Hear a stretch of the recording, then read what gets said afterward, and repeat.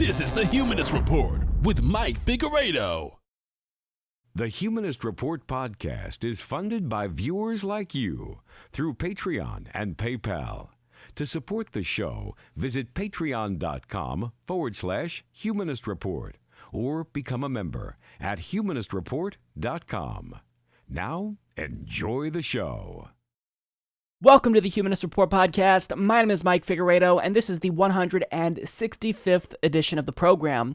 Today is October 25th, and before we get started, I want to take a moment to thank all of our newest Patreon and PayPal contributors, all of which signed up just this last week to support us, and that includes Brett Fowler, Corey Thrall, Jay Deshpande, Joan Courtney, John Tunka, Josh Allen, and Richard Bodo. So thank you so much to all of these kind individuals. If you'd also like to support the show, you can visit humanistreport.com/support, or you can check out patreon.com/Humanist Report.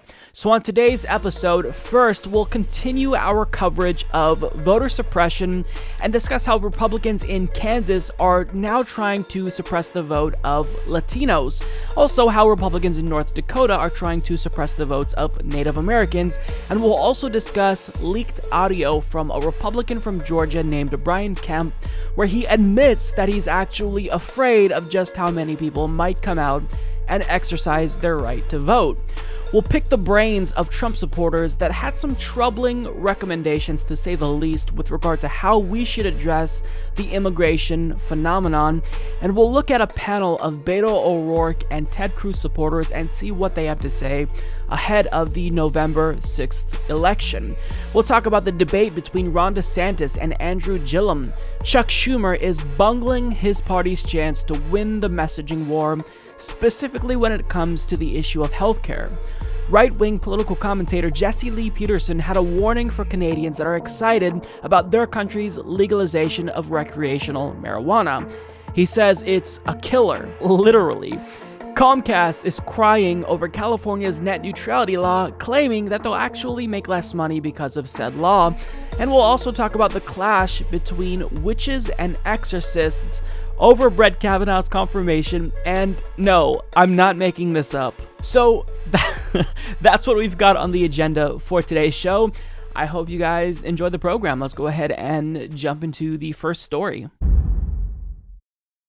We've been talking a lot recently about voter suppression efforts by Republicans across the country, and how these voter suppression efforts, be it voter ID laws, voter roll purges, they specifically target people of color. And no, that's not an unforeseen consequence. It's a feature of this effort, because if you're a Republican and you're cognizant of the fact that voters of color tend to vote Democrat more often than not, and you don't necessarily know whether or not a white person would vote for a Democrat or Republican, then the way that you eliminate the most votes against you is simply by targeting communities of color.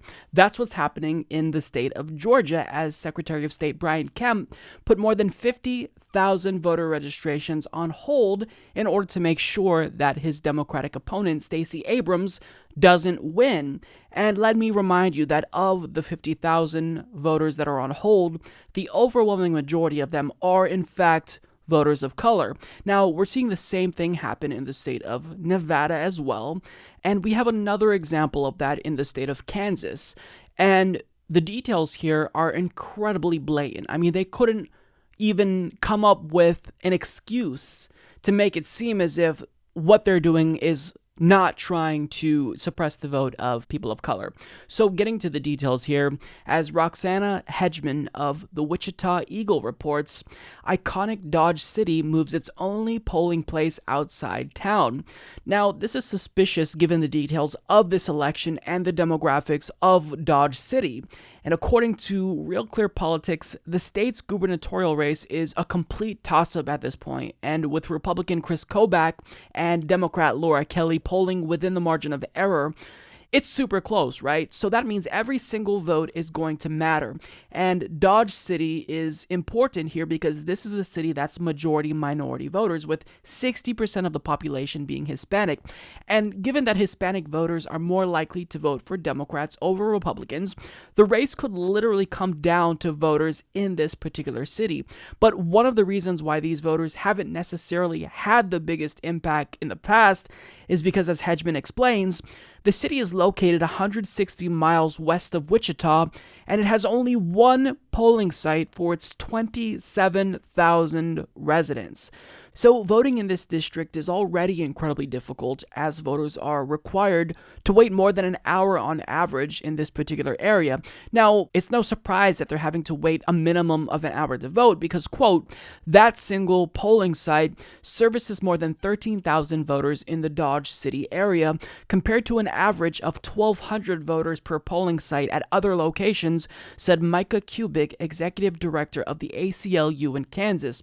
Now, the impact of having just one polling place in this city is having a demonstrable impact on voter turnout, and it is lowering the turnout of Hispanic voters.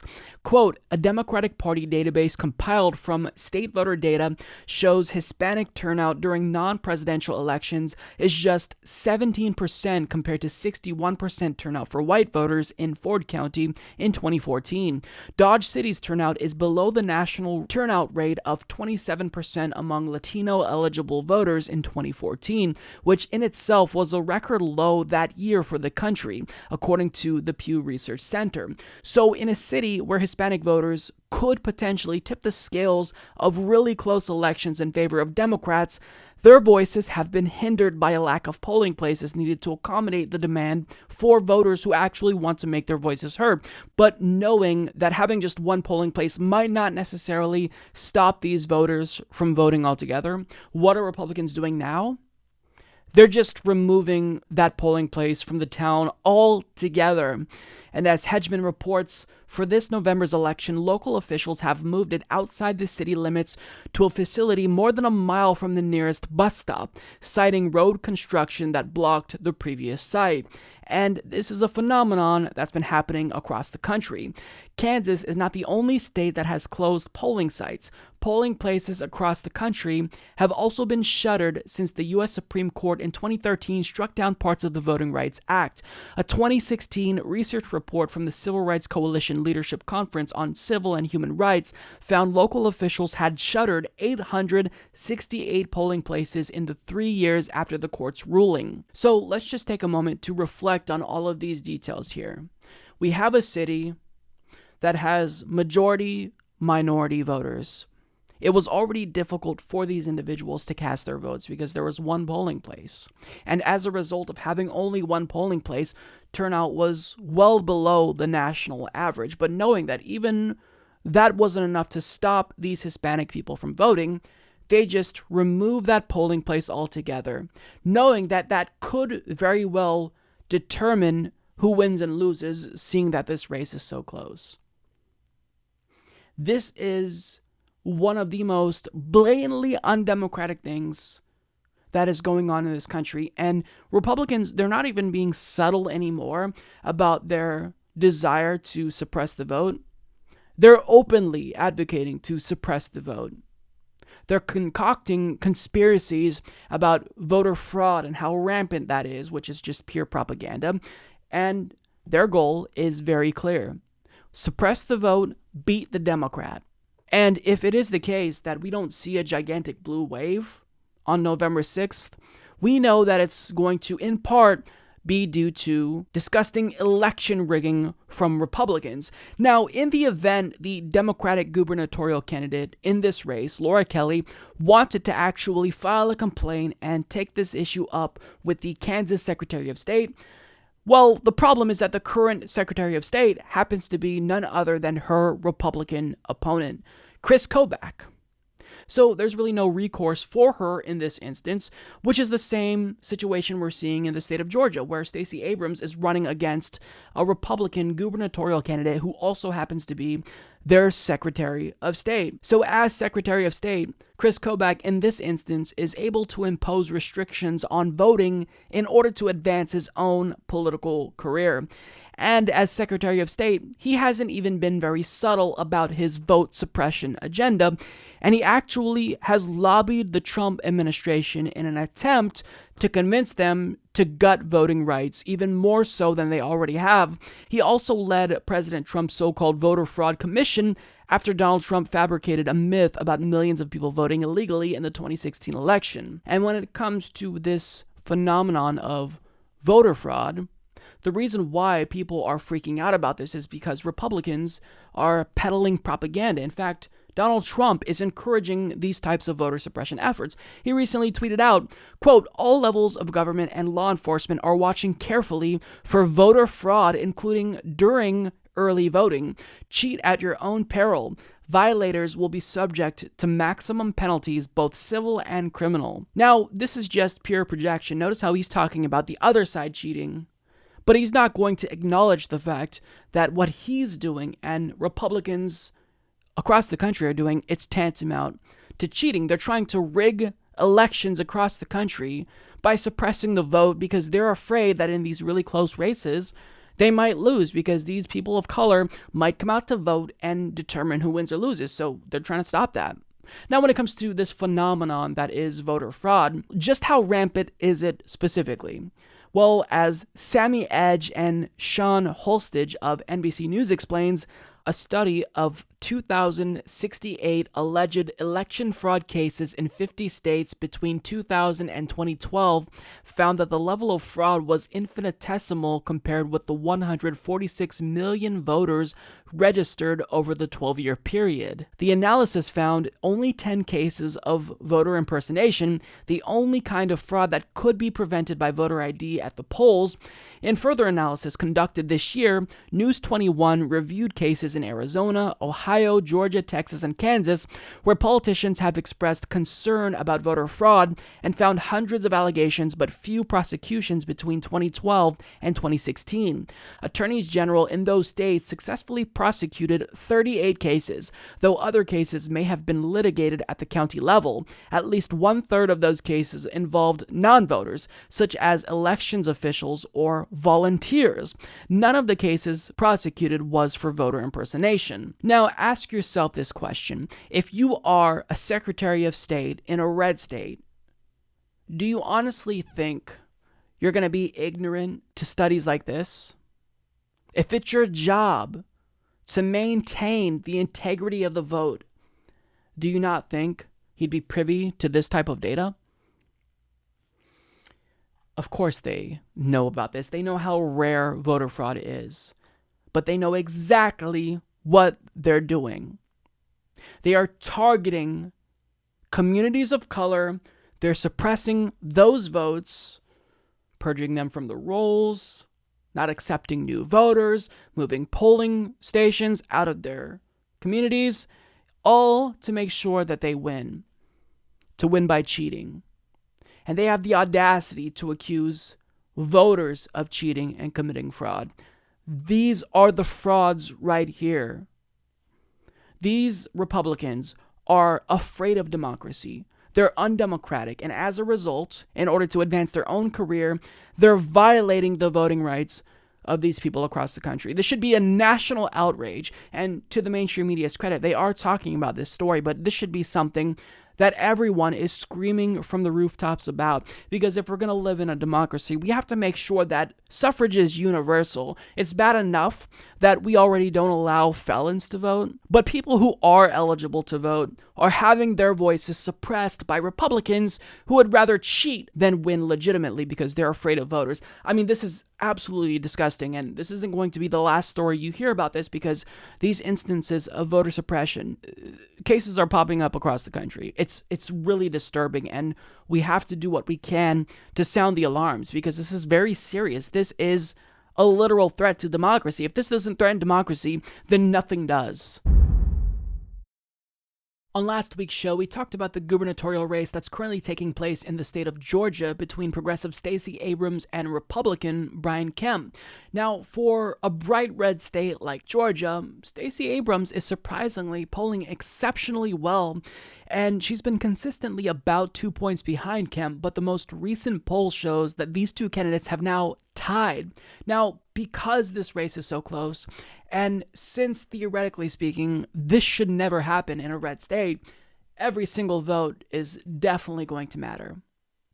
And part of the reason why Stacey Abrams is performing so well and surging is because she has a very comprehensive get out the vote campaign. Her goal is to expand the electorate in the state of Georgia, and she's already registered thousands of new voters in that state. But the problem is Brian Kemp sees this, and as Secretary of State, he's using his power to suppress those votes. And because he's afraid of democracy, he decided to put more than 50,000 voter registrations on hold, 70% of which are African American and overwhelmingly likely to vote for Abrams over him. Now, if you are Secretary of State, it is your duty to uphold the integrity of elections. But instead, what Brian Kemp is doing, since he's afraid of democracy and is afraid that all these new voters are going to ultimately tip the race in Stacey Abrams' favor, is he's using his position as Secretary of State to suppress their votes and advance his own political career. Now, why do we know that he is concerned with all these new voters that are signing up to vote because of Stacey Abrams? Well, because he said this in a closed-door meeting with donors. There's leaked audio that came out from Rolling Stone that exposes him for the undemocratic fraud that he is, because in this audio, he's going to admit that he's concerned with voters exercising their right to vote. And as worried as we were going into the start of early voting with the literally tens of millions of dollars that they are putting behind the get out the vote efforts for their base, a lot of that with absentee ballot requests. They have just an unprecedented number of that, which is something that continues to concern us, especially if everybody uses and exercises their right to vote, which they absolutely can, and mails those ballots in. We got to have heavy turnout to offset that. That is very telling. And you don't even have to read between the lines here. He's very explicit. He states, "It continues to concern us, especially if everybody uses and exercises their right to vote." So understand that he's expressing concern about people exercising the right to vote, specifically because it might hurt his electoral chances on November 6th. But if you're a rational person who has integrity, what do? If you see that your opponent is surging in part because she is signing up thousands of new voters, well, logically, the response would be that you sign up Republican voters. You register new Republicans to vote. But instead, what does he do? He puts more than 50,000 registrations on hold to make sure that all those new voters can't vote. All the work that Stacey Abrams is doing, the grassroots campaign, is stifled by him unilaterally saying, these are suspicious. Let's wait. Let's put these on hold, maybe until after the election. I mean, he is literally trying to rig this election before our very eyes, and he's not even trying to be inconspicuous. He is openly suppressing the votes of his opponent. As she signs up new voters, he suppresses those voters, makes it so that way they can't even vote. So understand that Republicans, they're about reducing the size of the electorate, because the fewer people that turn out to vote, the better it is for them. But when it comes to Democrats, every single campaign is a get out the vote campaign. I mean, a Democratic candidate's success will hinge ultimately on how many voters they get out to vote. This is a go-to strategy for people who actually want to win. And Stacey Abrams is doing exactly what she should be doing. And what's happening? He's cheating. He's trying to rig the election by using his power as Secretary of State to suppress the vote. This is disgusting. You see, the problem with individuals like Brian Kemp is they're hostile towards democracy, and openly so. But here's the thing, Brian, we live in a representative republic where our votes should count. And if you don't like that, why don't you go ahead and move to an authoritarian regime where votes don't matter? Move to Saudi Arabia, move to North Korea, If you want to be a politician where votes don't matter, where election rigging is commonplace, then move to one of those countries. But here in America, votes shouldn't matter. And as Secretary of State, if you truly want to uphold the integrity of your state's elections, he should be making the barriers to vote smaller. He should be doing everything he can to expand the electorate himself. And even if that hurts him, well, tough. We live in a democracy. If you don't like the fact that black voters don't vote for Republicans, then maybe stop fucking them over. I don't know, maybe start proposing policies that would appeal to them. Maybe do something to bring them over to your side. But no, instead, they choose to cheat and erase the voices of those voters. If he wins, with it being this close, it will specifically be because he cheated. In 2016, Americans across the country watched in horror as Native American protesters in the state of North Dakota were absolutely brutalized while they tried to prevent the construction of the Dakota Access Pipeline. And in 2018, some of those same people who had their sovereignty violated are now having their voting rights stripped away in an arbitrary scheme by Republican lawmakers to suppress their vote in that state. Now, one Native woman who's also a congressional candidate, her name is Deb Haaland, she decided to tell their story and elevate their voice because this is incredibly important. She writes, on October 9th, our U.S. Supreme Court green-lighted voter suppression of Native Americans in North Dakota in a move that should outrage all of us. It comes just 2 short years after the Native American environmental movement skyrocketed into the national spotlight through the fight against the Dakota Access Pipeline on the Standing Rock Sioux Indian Reservation. Now, those same water protectors are under attack again. As a Pueblo Indian woman, I traveled to North Dakota and stood with the water protectors to protect land and water. Now, I support them and Native Americans across North Dakota as they organize to keep their right to vote during a contentious election year. Voter suppression is as old as America, and the latest move by conservatives aligned with wealthy special interests is to suppress votes with voter ID laws. The North Dakota law specifically requires IDs to have a street address. Many Indian reservations do not have street addresses, and under this law, a P.O. box is not considered a valid address. Conservative lawmakers attempt to steal the votes of thousands of Native Americans made vulnerable by this unjust law happened weeks ahead of the most important election year in my lifetime. The Supreme Court's decision to uphold this blatantly unfair law is disenfranchising of one of the most underrepresented groups of people in our country. As a country, we should be moving forward, but instead, conservative lawmakers keep dragging us back. As an organizer in the most underrepresented communities in my state, I have felt the frustration that so many voters must feel when other states limit polling locations, require photo IDs, and put unnecessary barriers in front of voters. In this case, targeting Native American voters is shameful and wrong. So this is an incredibly powerful story, and I'm thankful that Deb decided to share this story and elevate the voices of Standing Rock Sioux tribe members. I'm going to put a link to her campaign down below. Please feel free to support her. She is progressive. She supports Medicare for all. She stands up for Native American rights and sovereignty. She is a crucial voice that we need to have in Congress. So look, even though it seems as if Standing Rock Sioux is maybe one of the most oppressed tribes in the country, their story is going to be relatively similar to other Native communities because throughout our history, the American government has treated them like garbage. They get sovereignty, they have their own sovereignty. What happens? We violate that when corporate interests mandate that we have to put a pipeline through their land. If they turn out to vote, and will likely vote against conservative lawmakers, we suppress the vote. We require these arbitrary voter ID laws when if you live on a reservation, you don't have an address. And even having a P.O. box will not satisfy their requirements. I mean, look, it's very, very clear what Republicans are doing.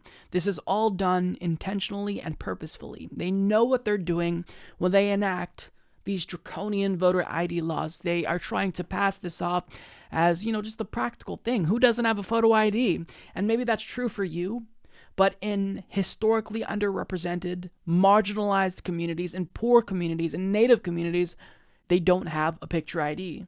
So, this is a blatant attempt to suppress the votes of people who won't vote for them. These are laws specifically designed to target people of color. And again, I said this last week too, so I sound like a broken record because I repeat myself, but I think it's really important. You don't have to take my word for it. You can think that I'm just a liberal cuck, and that's fine. But look at the court ruling that determined that voter ID laws target black voters. Well, they don't just target black voters across the country. They target all voters of color. And it's not just like, these voter ID laws are the only thing that Republicans are doing. As she stated in the article, they're also moving polling stations, moving them out of towns where voting is already an issue. And, there's already a high demand for voting, but you have one or in some cases two polling places if you're lucky.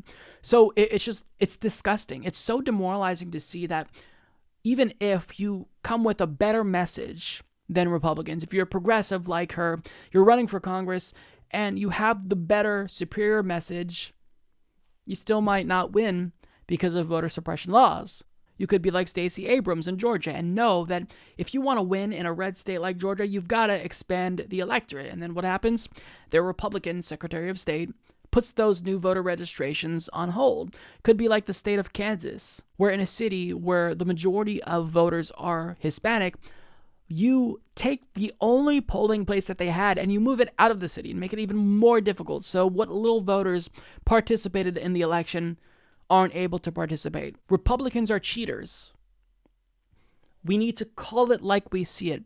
They're cheaters, and they're trying to rig elections across the country because they're afraid of democracy. If 100% of Americans came out and voted, do you know what would happen? Republicans would probably never win anything ever again. So they know that when voters turn out, Democrats win and Republicans lose.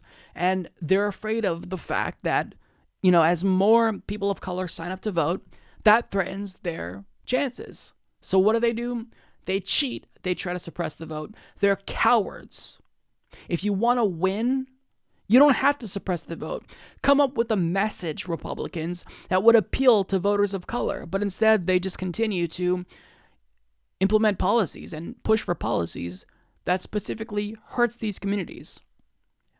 This is so frustrating because in order to get out of this dismal political situation that we're in, Republicans have to lose. But they're winning in large part thanks to these voter suppression laws. It was a problem in 2016, it was a problem in 2014, and it's going to continue to be a problem unless we take action. But even if we take action, if Congress passes a law, we have a conservative majority on the Supreme Court that struck down the Voting Rights Act in 2013. And that majority is probably going to be on the court for decades. So any new law that we propose, they're going to invalidate it. It feels like a lose-lose situation here. So we need to share these stories and get the word out that these Republicans are cheaters and they're trying to rig elections because they're against democracy. So lately, there's been a lot of commotion when it comes to the caravan that is headed here from Honduras. Now, if you are Donald Trump, if you're one of his supporters, then you don't even care about hearing these individuals out. You just want to blanket reject them and not allow them to enter the country. This is essentially what Donald Trump has been advocating for. Now, let me remind you that under U.S. law, individuals seeking refugee status, they can actually go to U.S. legal ports of entry in order to seek asylum. But what Donald Trump is advocating for, and what he's getting a lot of Republicans to buy into, is that these individuals, they pose a threat to the United States, and no, they should not be allowed to enter the country. Now, I don't even have to get into all of the conspiracy theories around this particular issue, right? Because if you're watching Fox News or listening to Donald Trump, then there's this absurd idea that Middle Easterners and potentially members of ISIS infiltrated this caravan. that makes no sense whatsoever, because if you're actually headed towards a U.S. legal port of entry, then you have to make your case. And I think that we determine pretty quickly whether or not someone is seeking asylum for legitimate or illegitimate reasons. Now, look, here's the thing about this. Being a country comprised of immigrants, it's only right to at least give them the opportunity to make their case, to just hear them out at a minimum.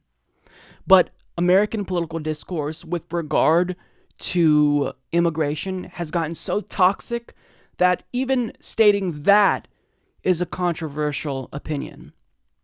So, since Donald Trump has been desperately trying to make this a campaign issue, a lot of Republicans are talking about this caravan of immigrants coming from Honduras. And let me remind you, a lot of these people are fleeing violence. They're seeking a better life for themselves, and they're hoping that the United States will give them a chance. But that doesn't matter to Donald Trump or his sycophantic cultist supporters. And Emma Vigeland of Rebel HQ has been attending Donald Trump rallies across the country, and she was recently in the state of Arizona, and she spoke with Donald Trump supporters about what they would do to ameliorate the immigration situation, or just in general to get their thoughts on it. And what they said about this issue was downright disturbing. So Tucker Carlson had this segment that went viral where he said that the changing demographics with more and more Latina people coming into the country, it's causing more volatility in the country. What are your thoughts on that? Build the wall. I think if they were Republican voters, they'd be stopped. The Latinas at the border? Yeah, I think, and I think 4,000 Latinas coming in less than a month before the midterm elections. It didn't just happen. It wasn't a grassroots overnight decision. I mean, it took some, it took some planning, and somebody's behind it. What would solve the whole thing in the border if they would just start shooting? Only shoot a couple, and they would go home. You think deterrence would work? If they would shoot. I really feel like if the people from Mexico would come here and emerge into the American culture, but they really, I see it, they want to make America part of Mexico. And I'm opposed to that. So I don't honestly even know where to begin, so we'll just get to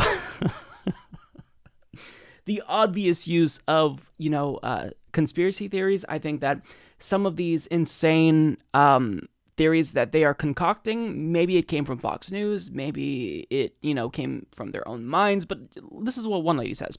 I think that if they were Republican voters, they'd be stopped. Okay? And she also says 4,000 Latinas coming in less than a month before the elections, it wasn't a grassroots overnight decision. It took some planning and somebody's behind it. In other words, we all know who she's talking about. It's George Soros. He's behind it. He wants Democrats to win, so what he's doing is he's trying to get immigrants from Honduras to come into the United States, flood the country, and vote in elections across the country in order to make sure that Republicans lose. Well, if you just think slightly about the logistics of this theory for a second, it doesn't make any sense. Wouldn't it be easier for Democrats, if they really wanted to win, to just expand the electorate here in the United States? Do what Alexandria Ocasio-Cortez did in the 14th Congressional District of New York and try to register new voters? Why would you go out of your way to bring in people from a different country in order to vote and win elections here? Isn't that a strategy that will end up making them lose, since that's obviously more difficult than just signing up new voters here? I mean, there's no logic to what they're thinking. There's no rhyme or reason. It's just, it's bad, I don't like it, so it must be that somebody's behind it, and I'm just going to assume George Soros, because he's behind every protest ever and anything that I don't like in the country. Now, the question is, what specifically would give her this idea that undocumented immigrants are even allowed to vote in the first place? Because obviously, they're not allowed to vote. oh right, it's actually the President of the United States who put this idea in voters' heads when he falsely claimed that millions voted illegally in the 2016 election because his ego couldn't accept the fact that he lost the popular vote. Now, even if Donald Trump didn't specifically say that undocumented immigrants are allowed to vote, well, if you read that tweet and you're a Donald Trump supporter and he's talking about voter fraud, then you can extrapolate based on that and assume, well, since these people are coming here and since people of color overwhelmingly are more likely to vote Democrat, then it must be the case that these individuals are coming here specifically to flood elections and vote Democrat and tip the scales in favor of Democrats. But one, they can't vote. They're not citizens. And two, that strategy, again, is more difficult than actually registering new voters in your own state or county. Now, we get to the individual who said the most disturbing thing ever. He said, what would solve the whole thing at the border if they just start shooting? Only shoot a couple and they would go home. Now, I don't think it's unreasonable to also assume that this individual is against abortion and he would likely consider himself part of the pro-life movement. He's a Donald Trump supporter. By and large, they're going to be against abortion and self-identify as pro-life. Why do all of these pro-life people keep contradicting themselves? We saw Michael Knowles at Politicon claim that he's pro-life, but when Kyle Kulinski pressed him on the death penalty, he said, I love the death penalty. I'm so pro-life, so you're against the death penalty. I'm against the death penalty. I love the death penalty. I'm not So you're not pro-life. So you're not pro-life. So you're not pro-life. I love the death. So you're not pro-life. We see Ben Shapiro talking about how pro-life he is when it comes to abortion, but advocating for wars that kill hundreds of thousands of innocent civilians. And now we see someone who is presumably pro-life advocating for us to kill immigrants. To kill them extrajudicially, mind you. Don't even hear them out. Don't give them due process. Just kill them right there. That's what these individuals advocate for. They have no human empathy whatsoever. They only care about stopping immigrants at all costs. So the means justify the ends for these people. And one person said they want to make America part of Mexico, and I'm opposed to that. Now, I honestly don't even know what that means. Are you honestly suggesting that these people who are coming from Honduras want to have Mexico annex a portion of the United States? First of all, how would that work? Why would they have to send people here to annex portions of our country? First, wouldn't they just do it? And second of all, logistically speaking, how would this work? From a military standpoint, why would Mexico want to go up against the United States, who has the strongest military in the world? When you compare Mexico's military to the United States military, there's no comparison. Mexico, their military would be the size of an ant, and ours would be the size of Shaq, a giant. So it doesn't make any sense. These are people who I feel like they're just too far gone. There's no logic. I mean, if you try to present them with facts, if you try to present them with an argument, it doesn't matter because they're too far gone. They don't live in the world of facts and reality. They live in a world of feelings. Now, there's some example for this theory that I have that they put feelings over facts, because Emma Vigeland also talked to them about President Trump's approval rating among black voters only sitting at 3%. And it was clear based on their reactions that these Trump voters overwhelmingly put feelings over facts. Right now, the latest poll shows that Trump's approval rating among African Americans is at 3%. Why do you think that is? Fake news. Fake news, the polling? Sure. I mean, there's a lot of people here. I've seen African American people. That's anecdotal evidence. That's not the totality. It's not worth even answering her question. It's ridiculous. I don't think that's real. I mean, they can say what they want. They also said Trump wouldn't win the election. And he did. But that polling was wrong around the margins. It was still correct on the national level. Really? Okay. Let's laugh. You guys, I mean, it's just facts. No, okay. All right, next question. Why is it not facts? Did you say 3%? 3%. I didn't even want to talk to you. You're a joke. You're a serious joke. All right, next question. Next question. 3? Yeah. 3? No, that's not right. Like 18%. Where'd you get that? It was an ABC News poll. Oh, well, of course. 3%. It's gone up way. It's more like 25%. The Clinton News Network is why I think that is. I highly doubt it's at 3%. That just doesn't even sound right. So I could tell you more than 3% just here in Arizona. 3%? I'm looking at Fox all the time. It's like 35%. That's close to the national average, so there's no way that's true. I think that's a lot better than we think, and there's a lot of hidden folks that don't want to come out. Now, Emma asked the first guy why he believes Trump's approval rating among African Americans is at 3%, and his answer was fake news. That's it, it's that simple. I don't like it, so it must be fake news. I'm honestly not sure if he thinks the poll itself is fake or if the poll is real and black voters just simply disapprove of Donald Trump at higher numbers because of fake news. I don't know. But at least at the end of his conversation with Emma, he kind of conceded. But the guy on the left of her was so triggered, he personally attacked Emma and called her a joke. I mean, is this not the definition of snowflakeism? She presented him with a fact, she said something that offended him, and he got outraged and he personally attacked her, called her a joke. I mean, these people are unreal. This is why I say that Donald Trump supporters are in the MAGA cult. It's because they're simply following Donald Trump for purposes of following Donald Trump.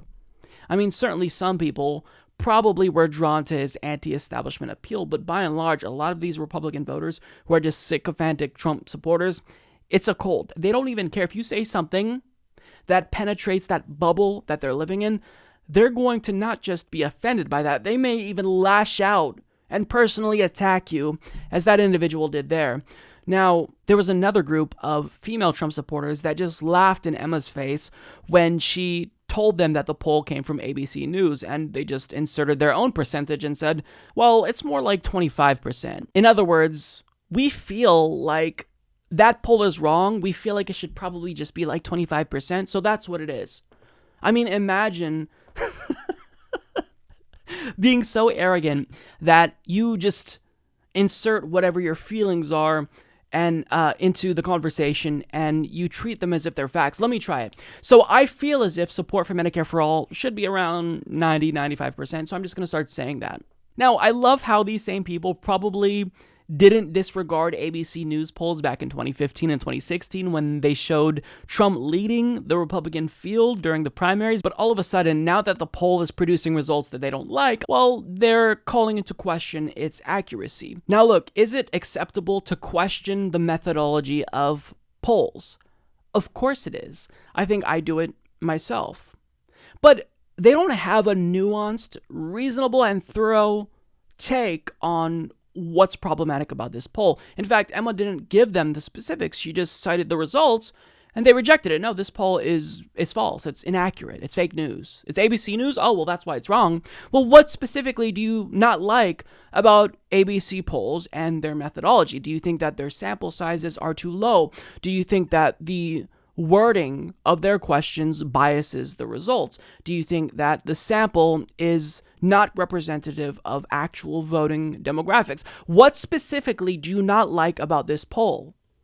Be nuanced and explain it, but it's not about nuance. It's not about the technicalities of polls. It's about their feelings. And one individual, the last guy that you saw there, I believe said, well, maybe one of the factors with black voters and why they didn't want to vocalize their support for Donald Trump was because they didn't want to, quote, come out.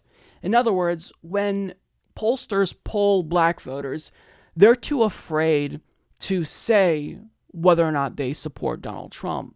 Now, in certain instances, is it the case that the pollster and what the respondent perceives to be the correct answer, could that bias the results? I mean, sure, that's certainly a possibility. I was a research assistant for a professor who did polling in the Middle East and North Africa. She did polling in Tunisia, Algeria, even Libya for one poll, which was fascinating. And what we were genuinely concerned with here was when it came to questions of religion and secularism, would respondents answer based on the perceived level of religiosity of the person conducting the poll? So, for example, if someone was being asked about secularism, would they be more comfortable answering truthfully if the person who's asking them the question was perceived to be secular? Or conversely, if someone was wearing a hijab and appeared to be religious, would they feel more inclined to answer in a more religious manner? I mean, that's certainly something that's important. But in the United States, is this going to be a factor? No, it's not going to be a factor. And I'm being extra kind and even trying to explain this to them, not as if, it's going to change their mind or matter. It's all about their feelings.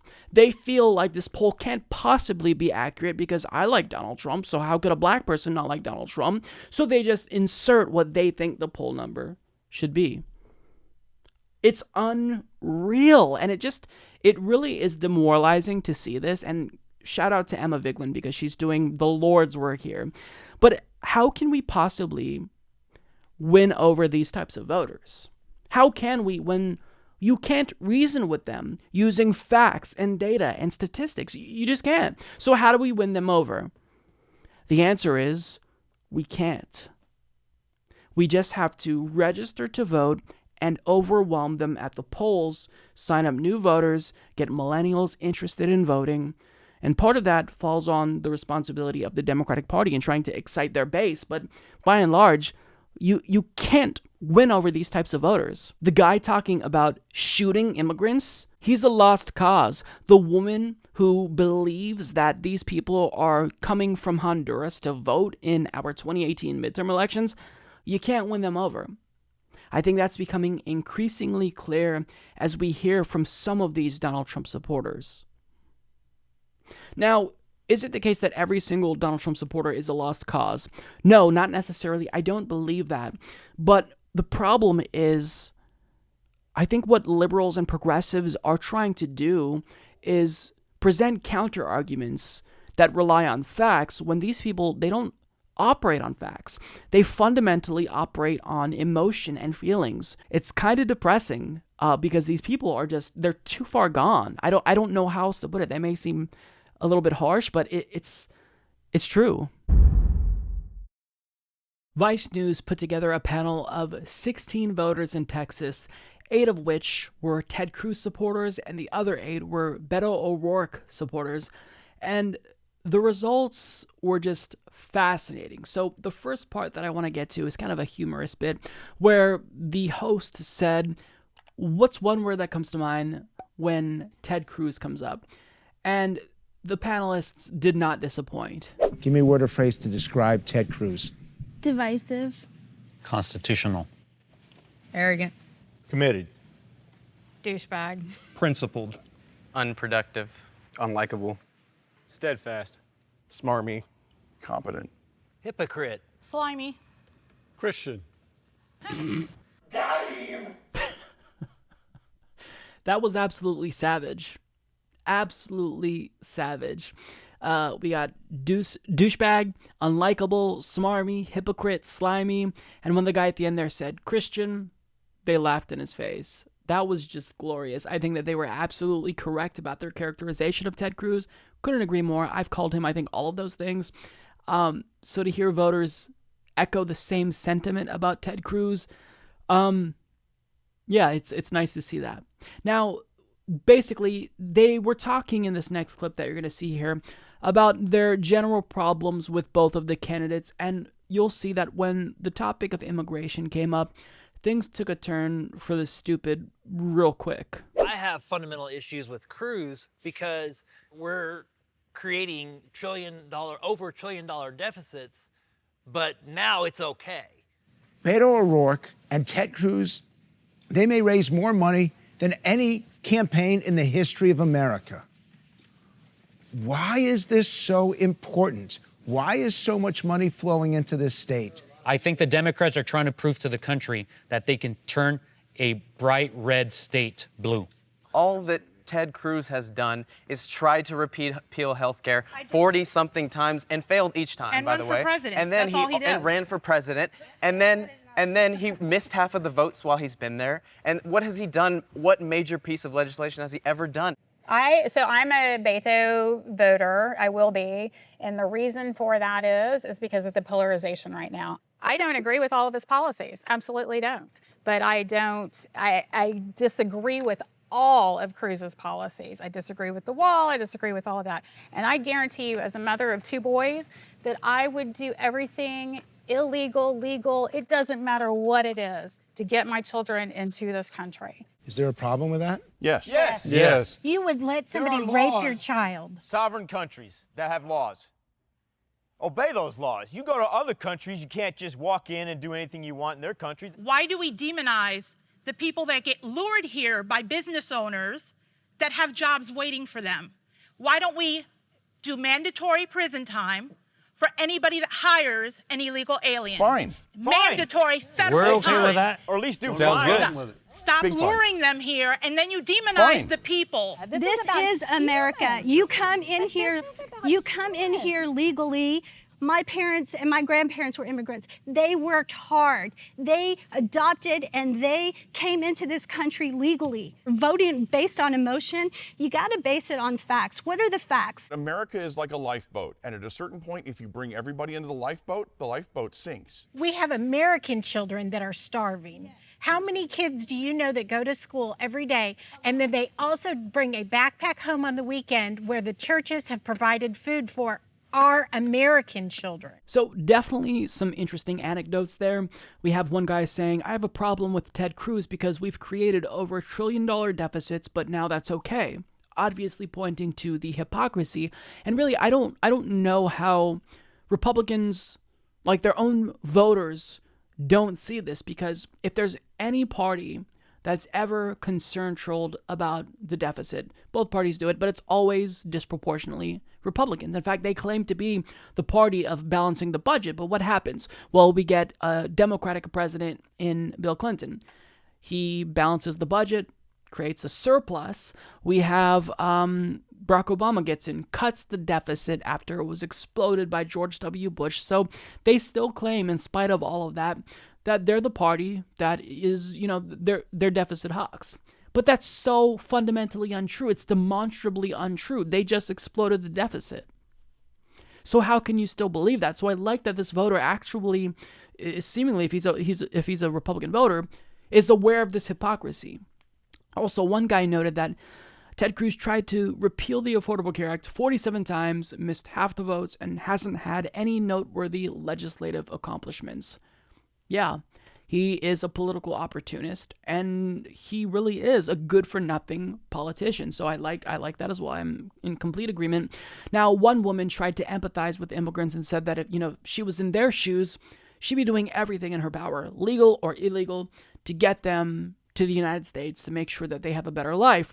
And when the host asked other panelists to respond to that, they clearly took issue with it. And then one lady responded by saying, "You would let somebody rape your child." What? Now, when that woman reacted to that stupidity, I mean, her reaction was all of our reactions. It was that idiotic. You would let somebody rape your child.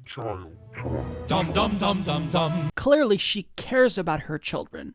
She's saying she'd do anything to ensure that her kids have a better life. And that's what these immigrants from Central America are doing. They're trying to get to the country, and they're showing up to legal ports of entry, by the way, to apply for refugee status or seek asylum. And they're doing this because they're fleeing violence. They're trying to protect their kids. But what does that person say? Oh, you'd let somebody rape your kids. What the fuck are you talking about? It's so laughable. Now, she also went on to make another anti-immigrant point, saying, look, how are we supposed to feed these immigrants if we can't even feed our own children? Right, and you think people like Ted Cruz care about taking care of our children? I mean, the Republican Party refused to reauthorize funding for the Children's Health Insurance Plan. So you think that they're going to be the ones that actually care about children after they just were using them as political pawns at the beginning of the year, lady? Really? You believe that? And look, I would be fine with that point if that lady said, look, we need to take care of our children by doing policies X, Y, and Z. But if you notice, these people, they'll make that point. They'll say, well, no, we can't feed other people's children. We have to focus on feeding our own first and focus on American children. But they never go the extra mile and say, here's what we should do to make sure that our children are fed. They just bring up that point and then run away from it.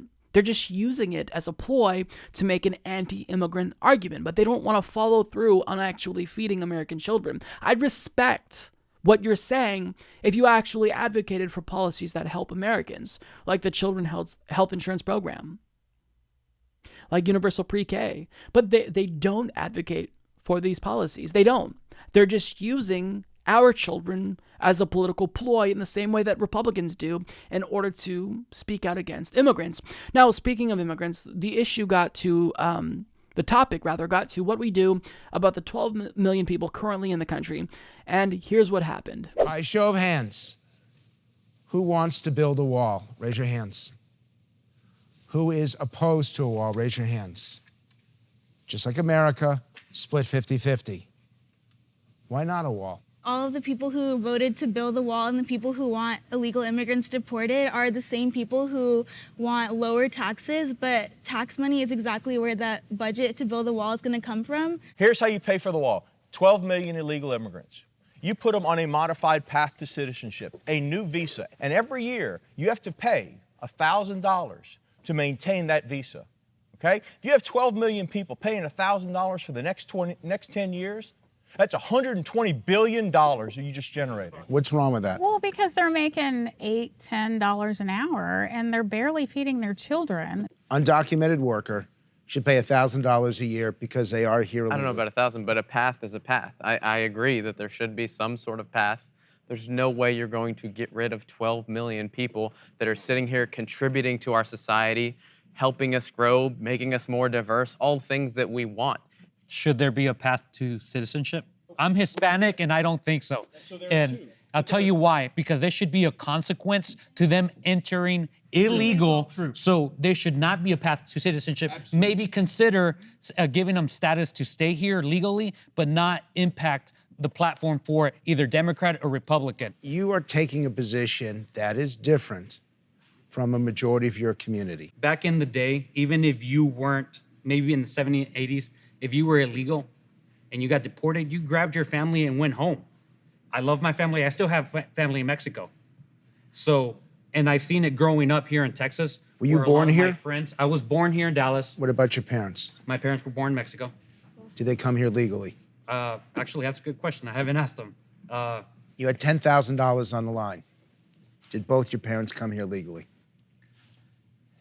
Thinking about it, probably not. And I would still stick to my views because I was born in this great country that believes in the rule of law, and they come from a country that, even though they have laws on the book, which is Mexico, they almost are not followed through. Who's going to win this race? Ted Cruz. Who thinks Ted Cruz? Raise your hands. And who thinks Beto O'Rourke? So where are my Beto voters who think that Cruz is going to win? Explain why. That's a red state. We're conservative. Beto is the challenge, and unfortunately, Texas is doesn't really do a lot of change. And just like me, before the Kavanaugh thing, I probably wasn't going to vote, but this Kavanaugh thing is going to turn out a lot of people. What is it about what happened that is now making you a voter?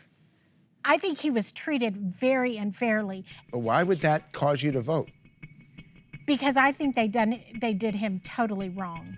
So that to me was really interesting because you had some of Ted Cruz's supporters express support for amnesty. You had, a Beto O'Rourke supporter expressed support for a pathway towards citizenship.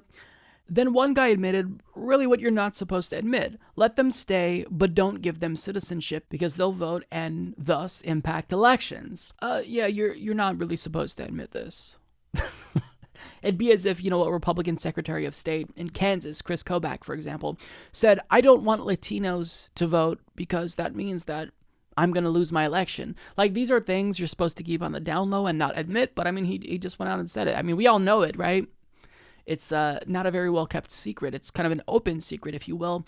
And he just said it. No, we shouldn't make them citizens because then they'd vote for Democrats and Republicans would lose.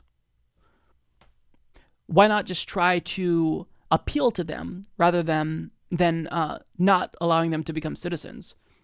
The thought of appealing to people of color and getting them to vote for you is absurd to Republicans. Now, here's the most ridiculous part of that clip. So the same person who just said this admitted that his parents probably came to the country illegally, but yet he's against other people doing the same thing. So, in other words, fuck you, I got mine. It doesn't matter that I came here as a result of illegal immigration, but other people who do the same thing, they're bad and I'm good. And he really displayed his ignorance here because he implied that America is superior to Mexico because we actually believe in the rule of law here, and Mexico doesn't even follow their own laws. Right, and there's a number of reasons why that's the case. Mexico is a very new democracy. They don't have the institutions needed to solidify their laws and legitimize them. There's rampant corruption when it comes to police officers and judges that are being bribed by criminals. I mean, the country is riddled with famine and poverty and crime. But if others try to, flee the country for the same reasons that his parents probably did, they're bad people. But for some reason, he's not a bad person, and his parents aren't bad people. I mean, what a selfish person to think this way, to lack empathy. What a selfish individual you are. You should be ashamed of yourself. You are a hypocrite. How could you, someone who benefited probably from illegal immigration, be against other people doing the same thing when you know firsthand that they're coming here to better themselves, to flee violence, to flee famine and poverty? Unbelievable. Now, the lady who originally made the comment about you want your children to be raped, just the crazy person, she made another really absurd point. She said she wasn't originally planning on even voting until she saw how unfairly Brett Kavanaugh was treated. Now, I've heard this somewhere. Oh, that's right. It's the exact same thing that Donald Trump said. He was treated unfairly. So sad. Look, this is clearly a Donald Trump Kool-Aid drinker. She's a sycophant. She's a MAGA cultist. And whatever Daddy Trump says, that's gospel. We've got to run with it. So if Republicans like Trump say, well, with how fairly Kavanaugh was treated, this is making our voters want to come out and vote. She's like, oh, okay, yes, I want to come out and vote because they said that we want to come out and vote because of the Kavanaugh kerfuffle. I mean, these people are, some of them are just too far gone. I don't think that all of the Ted Cruz voters in this panel are too far gone, but some of them are just, they're too far gone. But this was nonetheless fascinating. I'll link you to the full clip down below because I didn't show you all of it, but certainly it's really interesting to get these anecdotes and kind of pick the brains of voters for a race that's so high profile and frankly really important. If we could defeat Ted Cruz, I would be over the moon, even if it's someone like Beto O'Rourke, who isn't necessarily the most exciting candidate ever. Better than most corporate Democrats, not as good as, your average progressive like Alexandria Ocasio-Cortez. But nonetheless, if he beats Ted Cruz, I will be a huge Beto O'Rourke fan. I think we all will. So, as you all know, there's been a number of really high-profile gubernatorial races taking place across the country. And last week, as we get closer and closer to the November 6th midterm elections, there's been a lot of debates that also took place. And last week in particular, we had Beto O'Rourke face off against Ted Cruz. But one that I really wanted to focus on was the debate for the gubernatorial race in Florida between Republican Ron DeSantis and Andrew Gillum. Now, when it comes to Andrew Gillum, he's become a relatively controversial figure to some progressives because after being endorsed by Bernie Sanders, he quickly started to conspicuously move away from the rhetoric that he was espousing on the campaign trail. So, for example, he stopped talking about Medicare for all. He started openly accepting more money from billionaires like George Soros and Tom Steyer. And additionally, he started having individuals like Hillary Clinton and even Debbie Wasserman Schultz stump for him. And look, I don't have to tell you why that's problematic. That obviously is going to turn off a lot of your progressive base that you just won over during the primary. So needless to say, he's disappointed a lot of people within the progressive community, and I think that those feelings are justified. But with that being said, This isn't a Hillary versus Trump situation where, it's lose-lose, and no matter who wins, voters are going to be in pretty bad shape. And I'll admit that Andrew Gillum is definitely not as progressive as someone like Bernie Sanders or even Elizabeth Warren. I kind of view him as more of a Beto O'Rourke / Sherrod Brown type of Democrat. But let's be clear, disappointment aside, Andrew Gillum is no Hillary Clinton. He actually wants to legalize marijuana. He wants criminal justice reform. He's refusing private prison industry money.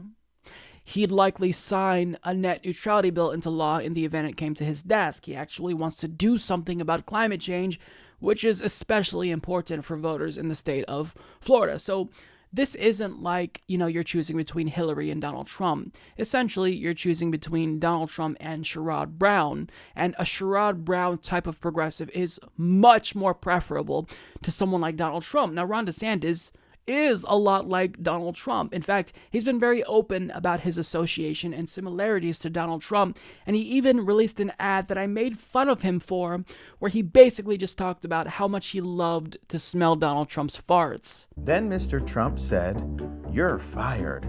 I love that part. He's teaching Madison to talk. Make America great again. People say Ron's all Trump, but he is so much more. Big league. So good. Now, if he wins, he would undoubtedly be a disaster. He doesn't want to expand Medicaid, which is the bare minimum you can do as governor to expand access to healthcare in your state. He doesn't really believe in climate change. He literally made racist comments about his opponent the day after he won his primary. So, you kind of got everything you needed to know about Ron DeSantis pretty quickly. But the good news is that Andrew Gillum is actually polling ahead of Ron DeSantis when you look at aggregate polling data from the state, but it's still relatively close, so you still gotta work hard. But odds are we have a really, really good chance at defeating this type of Trumpian figure that has become all too common in the era of Donald Trump.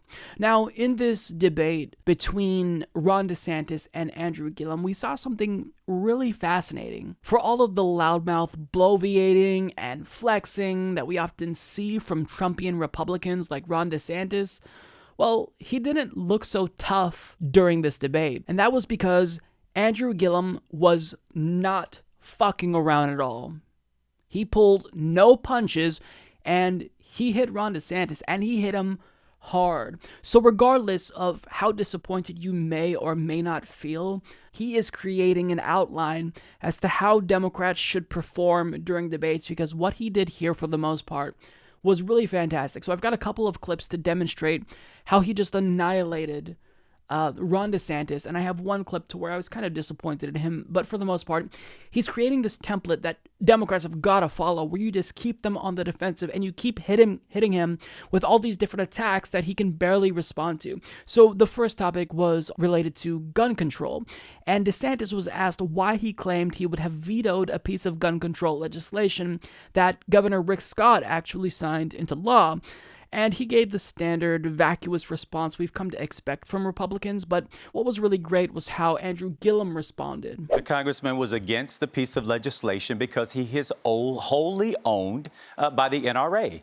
He's not going to stand up to the National Rifle Association. That's why they're running all these ads against me, because they want the man that they bought. In my case, we're prepared to stand up to the NRA. They sued me. They drugged me through court for 2 years, all because we said we would not allow guns to be shot in a city park. Radical.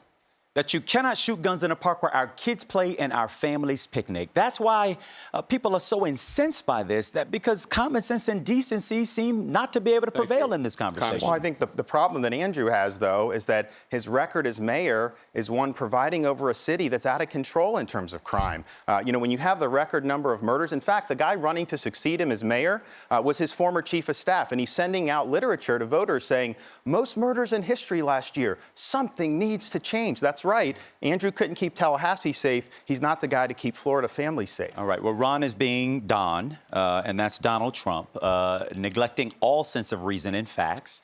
I preside over a city that is experiencing a 5-year low in our crime rate, on trajectory to be at a 20-year low in our crime rate. No matter of restatement of what he has to say is going to change the facts. This is CNN, not Fox. You have to bring facts to the conversation. Record number of murders last year, yes or no? In our case, we are the 8th largest city and are 27th in crime. This is what Florida voters understand. What Florida voters understand is that communities will experience crime. Just in Jacksonville earlier today, 6 people shot. The question is, what are we going to do about it? And what I'm going to do is take on the NRA and hold them responsible for the rampant crime in our communities. I want to ask. That right there is how you do it. You hit him, and you hit him hard, and what Andrew Gillum did was exactly what he needed to do to demonstrate why it's the case that Ron DeSantis wouldn't act when it comes to gun control legislation, even the most moderate and sensible gun control legislation. It's because he's a bought and paid for shill by the NRA. And as Andrew was hammering him, you could literally see on DeSantis' face just how nervous he was. I mean, he was fidgety.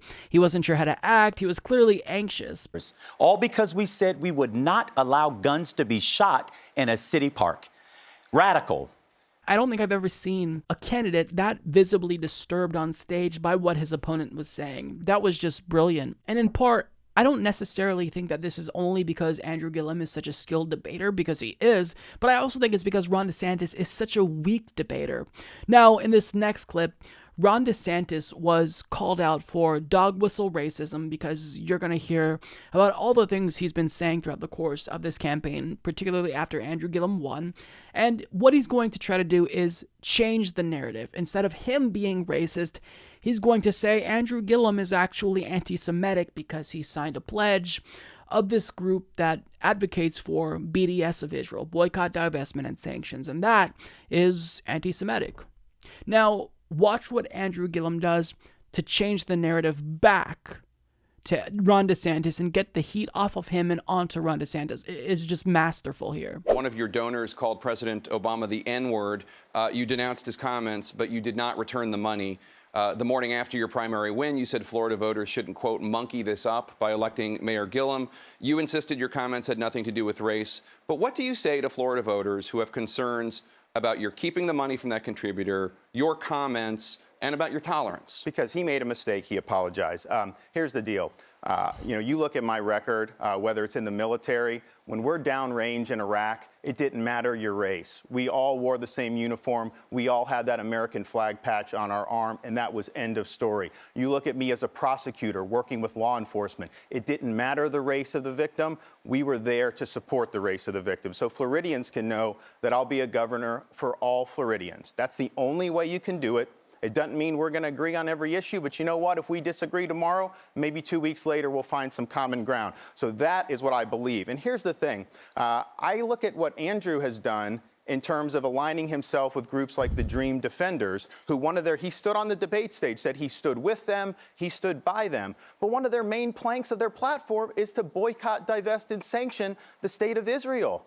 They say Israel's a genocidal apartheid state. They attack law enforcement and the police. So that, to me, is very divisive. I don't think he should have signed that Dream Defenders pledge. I think he should disavow them, because I can tell you this, if you want to unify Florida, taking positions about Israel like that, that may be unifying if you're running for the mayor of the Gaza Strip. It ain't unifying here. We're a pro-Israel state, and we need to do that. Mr. Mayor? Well, let me just simply say, my relationship with Israel is beyond reproach. I'm the mayor of a city that has a sister city relationship in Israel with the city of Ramat HaSharon. I've been to Israel 3 times, and I've had rabbis from my community come to my defense in this regard. That was a clever attempt to get away from the fact that Mr. DeSantis himself used to moderate a xenophobic, racist Facebook page. Oh, that is not true. It is, in fact, the truth up until you became the Republican nominee. Let's just do one at a time.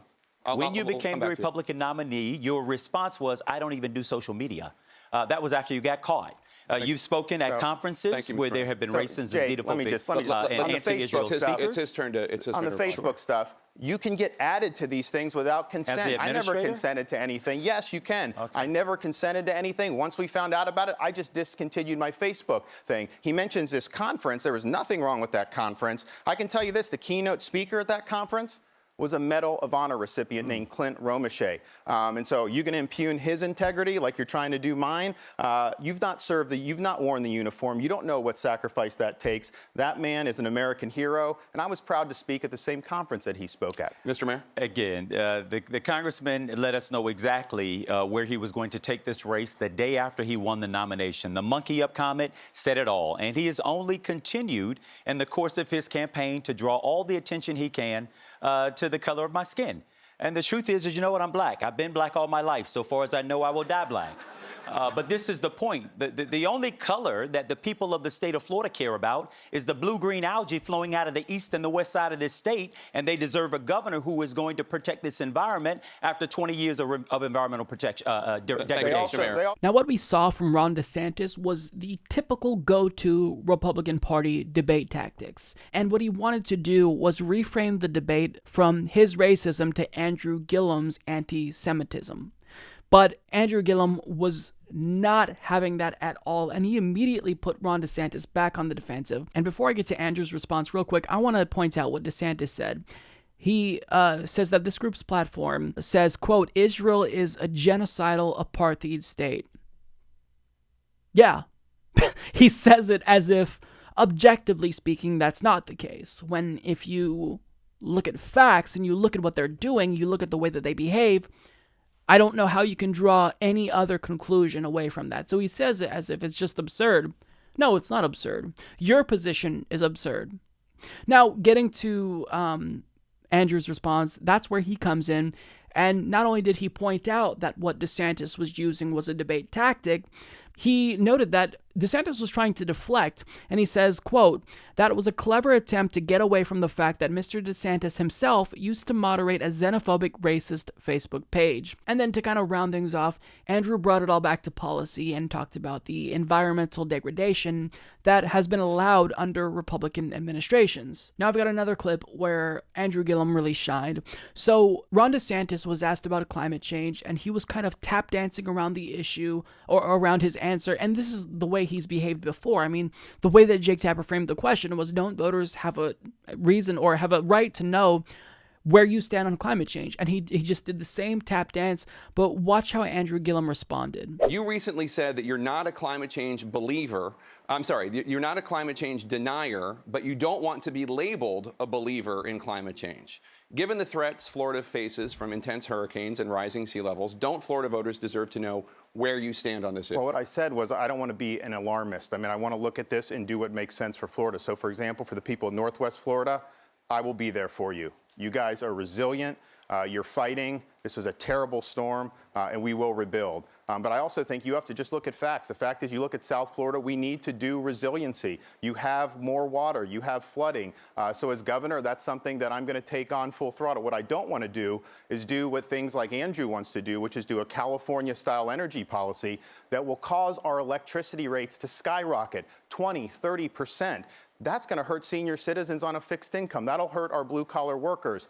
So let's deal with the issues that we can deal with. I'm somebody who has a plan to fix, to stop the toxic algae that's been spewing into our rivers, to divert that south of the lake, restore the Everglades, and restore Florida Bay. We can get that done. I think I'm the candidate that can get that done. And I think now's the time to do it, because if we don't take action over the next 4 years, I don't know if we're ever going to be able to restore the Everglades to their rightful place. Mayor Gillum?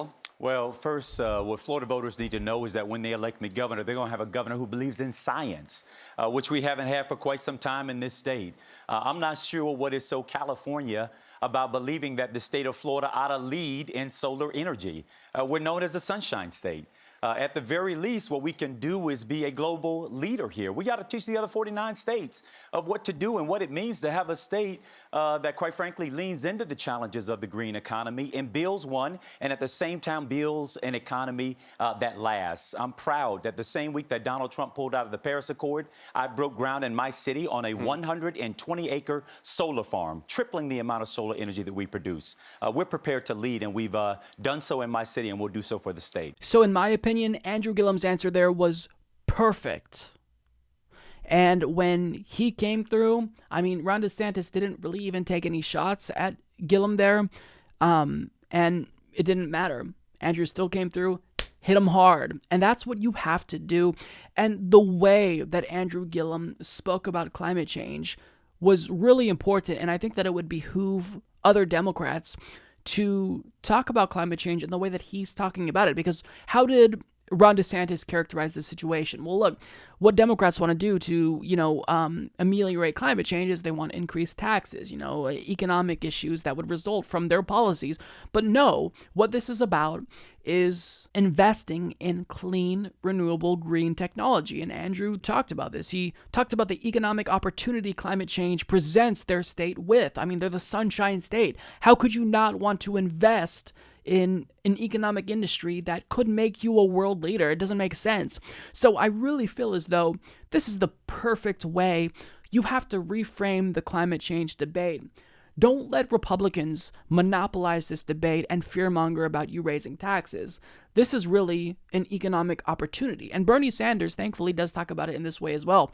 Now, I do want to get to one more clip, and this is part of the performance for Andrew Gillum where I'm going to be more critical because I think he absolutely appeared weak here. He appeared to run away from his values, and quite frankly, he was not strong at rebutting the propaganda that Ron DeSantis was espousing with regard to Medicare for All. Andrew's for this concept, Medicare for All, which is a euphemism, because if you read it, it actually abolishes Medicare for seniors. It abolishes Medicare Advantage. It abolishes TRICARE, and as a veteran, I know that military families depend on it. If you get your insurance through your employer, it abolishes that, and it dumps all those people against their will, regardless of if they want to stay in their current plans, it dumps them on a single-payer government system. Taxes will go through the roof. We'll obviously face fiscal difficulties. It will hemorrhage money, and then the government will choose who gets the care and who doesn't.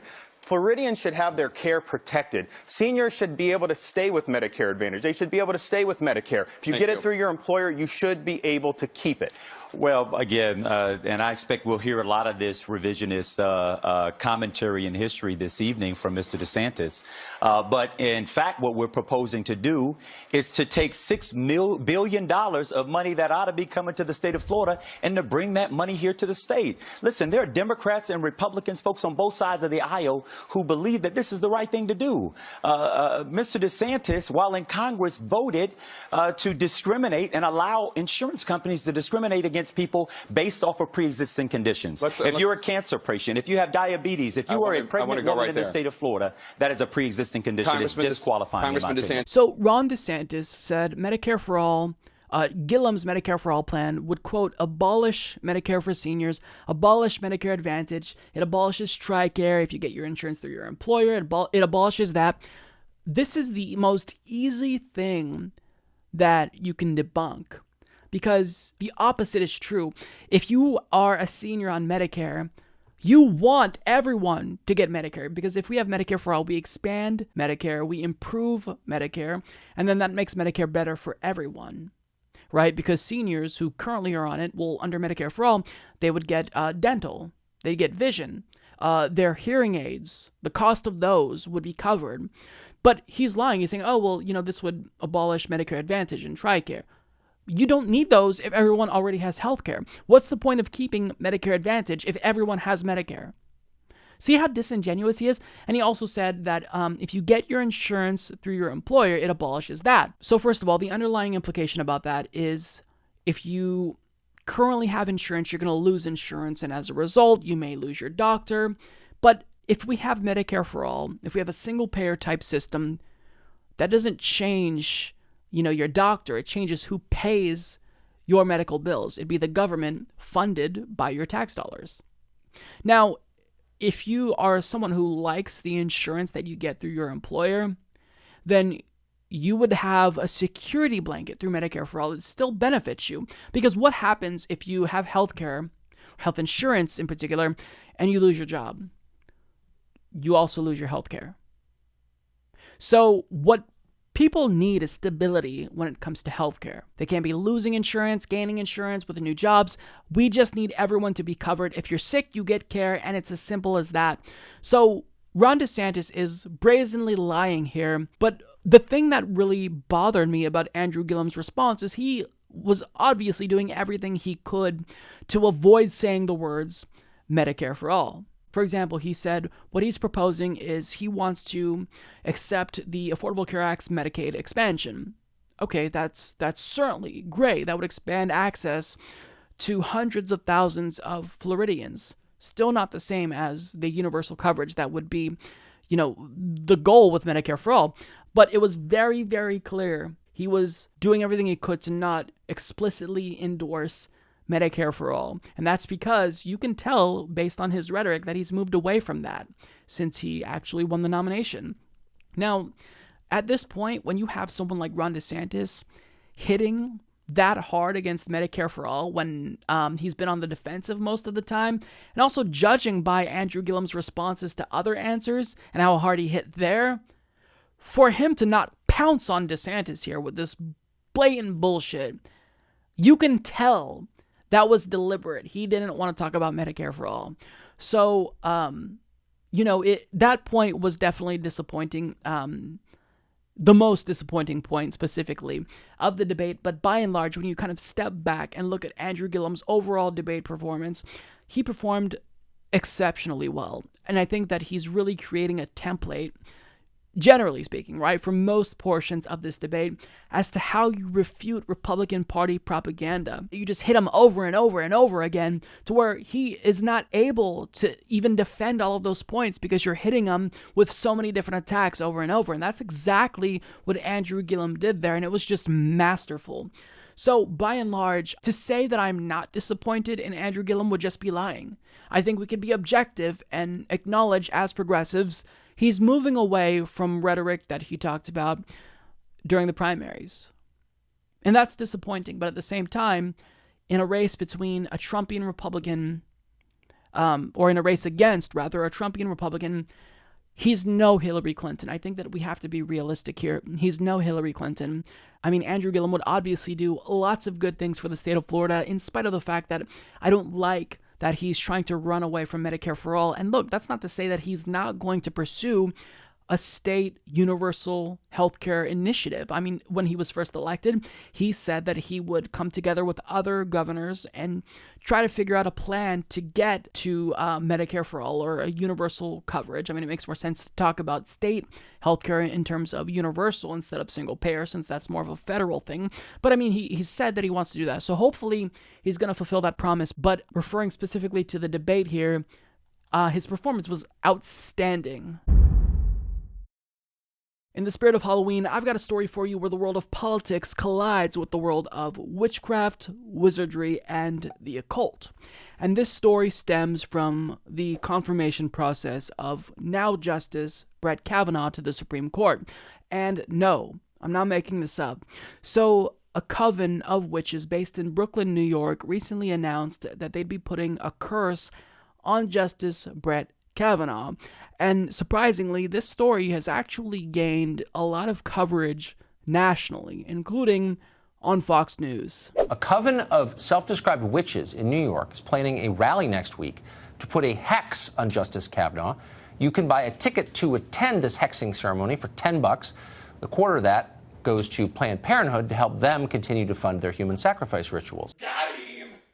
Now, that's just one example, but this has also been covered on CBS, RT, among other news outlets. And the witch who's leading the cause actually appeared on Fox News because, I mean, why wouldn't he? And he explained in great detail specifically what their aim is and how they're going to curse Brett Kavanaugh. A coven of witches is gathering in Brooklyn as we speak to place a hex on Justice Kavanaugh in hopes that evil will come his way. Earlier, I spoke with Dakota Bracciale, who is the leader of this occult group. All right, so Dakota, you're a witch. Yeah. And you are going to use witchcraft against Justice Kavanaugh. Yep. What is the ritual that you are undertaking? Well, like traditionally in witchcraft, we don't share, most people don't share the exact particulars of the ritual. Can you give me a hint? Well, there will be effigies, photos, graveyard dirt, coffin nails, open flames, the whole bit. Whoa, whoa. So will an effigy of Kavanaugh be burned by the witches? Yeah. Okay. Yeah. And a picture of Kavanaugh will be burned? Yes. What will you be doing with the graveyard dirt? So that goes in a container spell, which is basically when you take a jar, fill it with ingredients, seal it, and then burn candles on it. And it's like a continuing spell that you can then re-up on anytime. Is there a cauldron involved? Yeah, that's where the fire will be. Okay. Yeah. And has these things worked in the past, these hexes? Yeah, we feel like they have. How have you proven that they've worked? And who else have you hexed? Well, we hexed Trump last summer. We did 3 cumulative rituals. So there was one in June, one in July, one in August. And since then, a lot has come out. I mean, the hex... So a lot of people take it as like hexing is to like make that person die or like do something horrible to them. But it all really depends specifically on like what you're trying to do, right? And that's all in the wording and all in the intention. For us, it's about exposing these people because we believe that they are fundamentally dishonest and fundamentally unethical. And so we want that to be exposed. So that was interesting. And, you know, that guy is not necessarily what I think of when witch comes to mind, but, you know, that's cool. And part of me thinks that he's trolling, but there's also a video that's like an hour long of him actually conducting a curse on Brett Kavanaugh, so maybe he is authentic. I don't know. This story is very, very interesting to me, so I do want to get to what he said here and the response to this, which is probably my favorite part. So, when he was describing the ritual itself, he just kind of described it in a matter-of-fact way. So Waters said, "So, Dakota, you're a witch, and you're going to use witchcraft against Justice Kavanaugh." And the response was, yep, that's what we are precisely going to be doing. We'll be cursing him. I mean, it was funny because this is something that is... it's odd, right? So to see it discussed in mainstream media in such a flippant way is really, I found it interesting and certainly entertaining to say the least. But regardless of how serious you might take this, there is a portion of conservatives who are genuinely concerned about this coven's attempt to curse Brett Kavanaugh. Now, you don't have to look far to find examples. If you just go to the comment section of that video posted on Fox News, you see one individual states, "I pray that all the hexes him and his witch buddies cast shall be canceled in Jesus' name, and and may they find Jesus and true happiness." That's really nice. Another one says, "May Jesus Christ open his eyes to the truth, and may God have mercy on his soul." And then another one says, this guy and those this guy and those like him need Jesus Christ more than anything.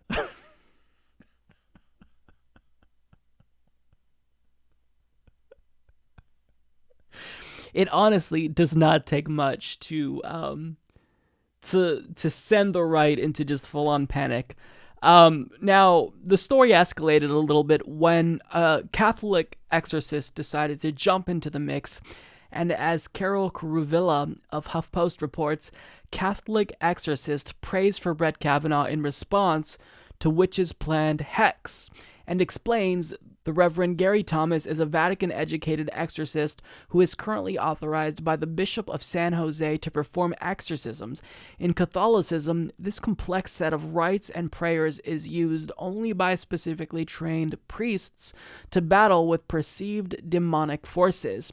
For Thomas, the news that dozens of witches would assemble at an occult bookstore in Brooklyn to target Kavanaugh is no joke. The priest said he's witnessed people who weren't in a state of grace experience real physical and spiritual harm as a result of curses. So to kind of recap the story thus far, we have witches, a coven of witches, basically come together to formulate this hex that they will put on Brett Kavanaugh, and then in response we see a Catholic exorcist try to counter that by praying and basically doing what he can to ameliorate the worst effects of said curse. So in essence, after reading this story and gathering as much information as I possibly can on this, the state of American politics in 2018 can essentially be summarized with the following clip from South Park. Oh, goodness,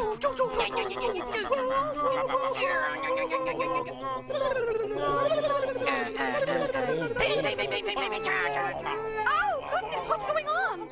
Stand back, Mother. We're having a telekinetic battle of men. I've been waiting so long to use that clip, and finally I have the literal perfect segment to use that clip in. So, look, laugh all you want at the situation. You can laugh at these witches, but in all honesty, it seems as if this coven of witches based out of Brooklyn is doing more than Chuck Schumer and some Democrats to resist Donald Trump and Brett Kavanaugh. Because, I mean, think about this. Chuck Schumer, when you have someone as problematic as Brett Kavanaugh, who is likely going to be confirmed to the Supreme Court, you have a good legal and policy argument against him, and then you have this window of opportunity where he proves that he's a liar after these charges of, or these allegations of sexual misconduct come out. You have another window of opportunity to really act and show to everyone that this guy proved that he's a liar. He is a perjurer. He contradicted himself. He stated lies. But, I mean, he didn't capitalize on this situation. And even if he did, capitalize on this to the fullest extent, I'm not saying that it's a guarantee that Chuck Schumer could have prevented him from getting through, because, I mean, the numbers just weren't on their side. But with that being said, everyone's doing their part, to help with the cause, including the witches. So shout out to the witches. If this is something that makes them happy, then I absolutely do not begrudge them, for doing this. If being a witch makes them happy and partaking in this makes them happy. And shout out to, anyone else who is into unorthodox hobbies, so long as it doesn't hurt anyone. I don't have any problems with it. So yeah, this story was absolutely fascinating to me, and I couldn't not talk about it. One, given that I had that clip that I was itching to use, and two, seeing that it's the perfect season to talk about that. Halloween is coming up very soon, so how could I not talk about this on the Humanist Report podcast?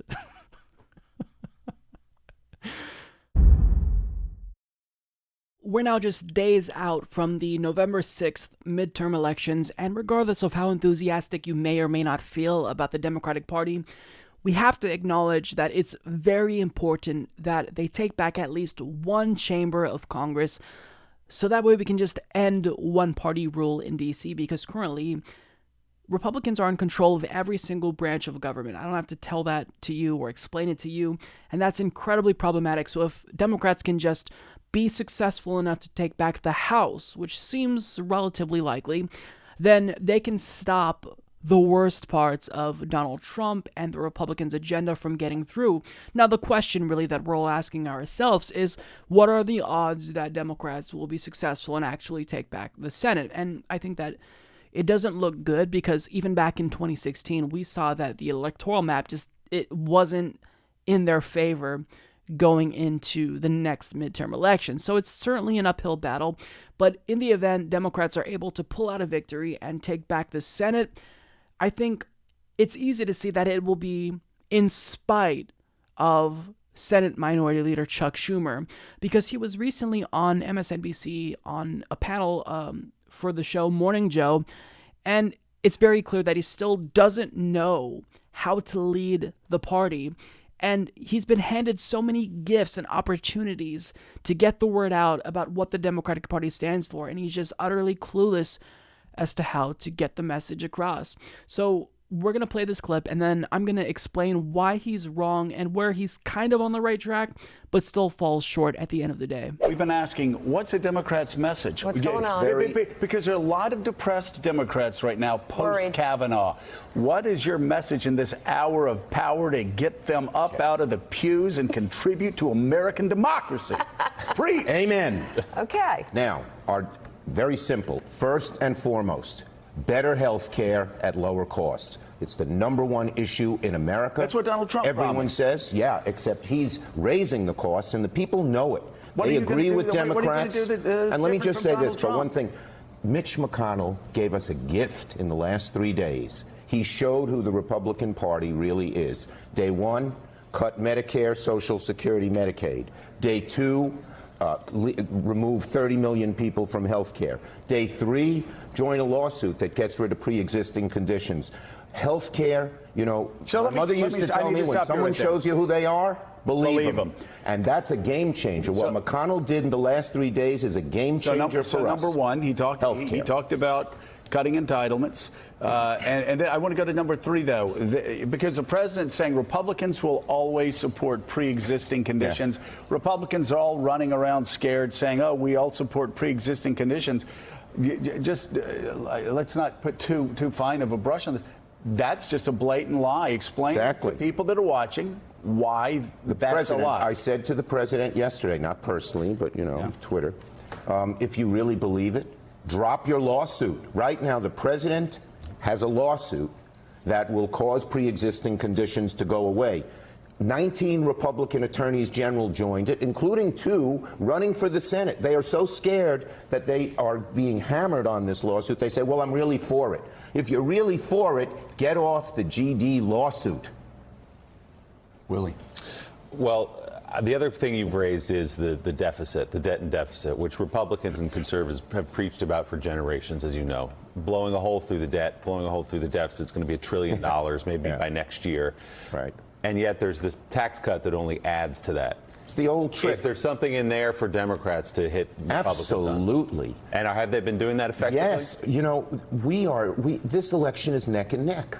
And as I said, McConnell gave us a gift. That's a game changer when he shows who he is and wants to really hurt people on health care. Should it be neck and neck? Shouldn't Democrats be ahead by like 20 points after all Donald Trump I'm talking is done? in the Senate. In the House, it's not neck and neck, but we had a tough map. You know, a year ago, if I came on the show and would have said it's neck and neck, you'd say, forget about it. And what we have found in states where we thought we'd be way behind, we're neck and neck. In states where we thought it would be neck and neck, we're way ahead. We're doing much better than anyone thinks in a very, very tough map. So when it comes to the Democratic Party's message, he brings up healthcare. And that's great. I think that if you're going to focus on anything, focusing on healthcare, which is extremely important to Americans, is something you want to focus on. But his messaging, it leaves a lot to be desired, to say the least, because he states their message is better healthcare at lower costs. Now, as one of the panelists pointed out, that's exactly what Donald Trump promised. So by saying we're going to deliver you with better healthcare at lower costs, you're not really saying much of anything. You're not. You're just not. And what is so frustrating to me is at a time when public opinion polling is showing that 70% of the country, including a majority of Republicans, supports Medicare for all, he is presented with this opportunity to really monopolize messaging when it comes to healthcare, and that's what he goes with. Better healthcare at lower costs. What does that even mean, Chuck? What does that even mean? How are you going to improve healthcare while simultaneously reducing costs if you won't even specifically say that you support something like a public option at a minimum? I mean, if you're the Senate majority or minority leader, if you're the leader of Democrats in the Senate, it's on you to make sure that Democrats have a cohesive message with regard to healthcare, because he stated himself, he knows that people are concerned with healthcare. It's the number one issue for a lot of Americans. So if that's the case, then wouldn't the first thing you do as leader is get all Democrats on board with one message? Instead, we don't know where Democrats stand. So if you look at Bernie Sanders' Medicare for All bill, there's 16 or 17 Democrats or so who co-sponsored that bill. So there's a portion of Senate Democrats that support Medicare for All, but there's also another portion that supports moving to a public option. And then there's another group of Democrats who don't want to do anything. They simply just want to defend the Affordable Care Act. Okay, your caucus in the Senate, Chuck, is fractured on this issue. And if you know how important this issue is, then you are doing a disservice to voters to not sit them all down and say, what's the message going to be on healthcare? Even if he said, we're all going to come out and support a public option, I would disagree with that. I mean, it's a step in the right direction, but really the goal is Medicare for all. But at least you'd have some sort of cohesive message. But he has nothing. And it boggles my mind. How can you be this incompetent if you are the leader of a party Now, look, when it comes to Medicare for All, it is the case that Democrats are slowly but surely improving when it comes to the House. There was an article in USA Today that states that nearly half of Democrats in House races across the country actually do support Medicare for All. And additionally, more than half of Democratic Party incumbents in the House have co-sponsored H.R. 676, which is the Medicare for All bill. But when it comes to the Senate, it's hard to tell what Democrat is in favor of which policy regarding healthcare. And if he was really smart, if he really wanted Democrats to win, he would be encouraging all Senate Democrats to be shouting from the rooftops that they are the party of Medicare for All, and a vote for Democrats is a vote for Medicare for All. But ironically, it seems like Republicans have done more to forward this message, an idea really, that Democrats support Medicare for All, and Republicans are doing it for all the wrong reasons, right? Because they're trying to fearmonger. But if you look at Trump's op-ed in USA Today, he implied that all Democrats support Medicare for All. So if Americans think that Senate Democrats, most Senate Democrats support Medicare for All, it's going to be in spite of Chuck Schumer's efforts and in large part due to Republicans. So there's really this lack of cohesiveness with regard to their messaging when it comes to healthcare. And as leader of the Democrats in the Senate, it's on you to put forward a clear message when it comes to healthcare, especially knowing how important it is. I mean, you said how important it is. But he's not doing that, and it's so frustrating. Chuck Schumer is precisely the wrong person to lead the Democratic Party at this really important time. Now, Chuck Schumer is kind of on the right track when it comes to other issues he wants to hit Republicans for, because he states, correctly so, that Mitch McConnell is proposing cuts to Medicare and Social Security, and he said that him doing that was a game changer, and he also touched on the lawsuit by Donald Trump's administration to overturn the Affordable Care Act's ban on discrimination against patients with pre-existing conditions. And he noted that he called President Trump out on Twitter over this and told him that if he really wanted to protect patients with pre-existing conditions, he just dropped the lawsuit altogether. And to his credit, I don't think that's a bad strategy. I think if you really hit Republicans on this, that would be something that could potentially sway voters.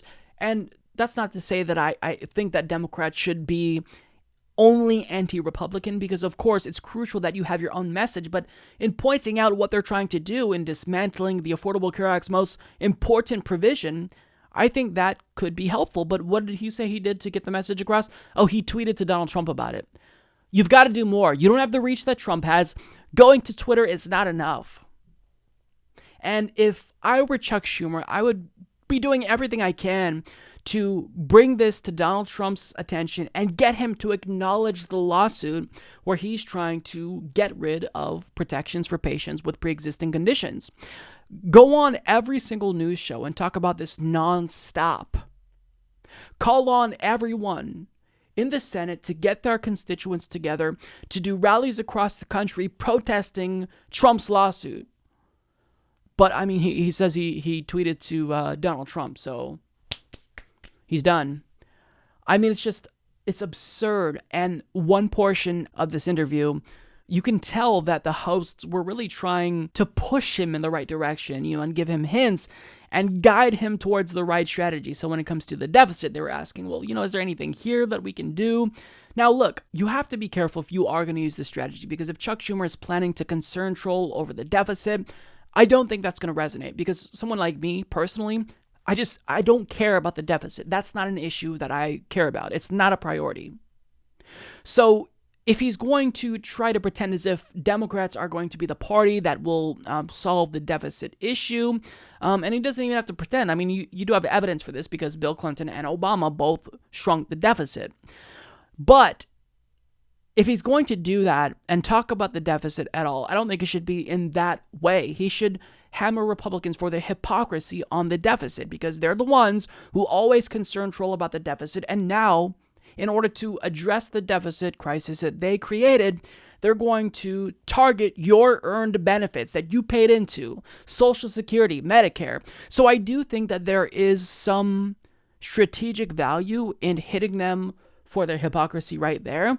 But by and large, it's very clear to me that Chuck Schumer is just perhaps the most ineffectual person possible to be leader. Because think about this. When he says something, nobody even knows he said it. When Trump says something, when he says the word mob, you hear everyone, Senate Republicans, House Republicans, Fox News, all repeat the word mob. When he says something, it sticks. And I get that Donald Trump is president, so he can use his bully pulpit to his advantage. But even when they were in the minority, Republicans all got on board with a cohesive message, and they all used the same talking points, the same rhetoric, and it stuck. They got media to pick up on what they were saying. But when it comes to Democrats, they are incapable of doing the same thing. Chuck Schumer is incapable of getting people in his own caucus to come together with a cohesive message on healthcare after he admitted just how important that is. So Chuck Schumer has got to go. He is the worst possible leader at this time.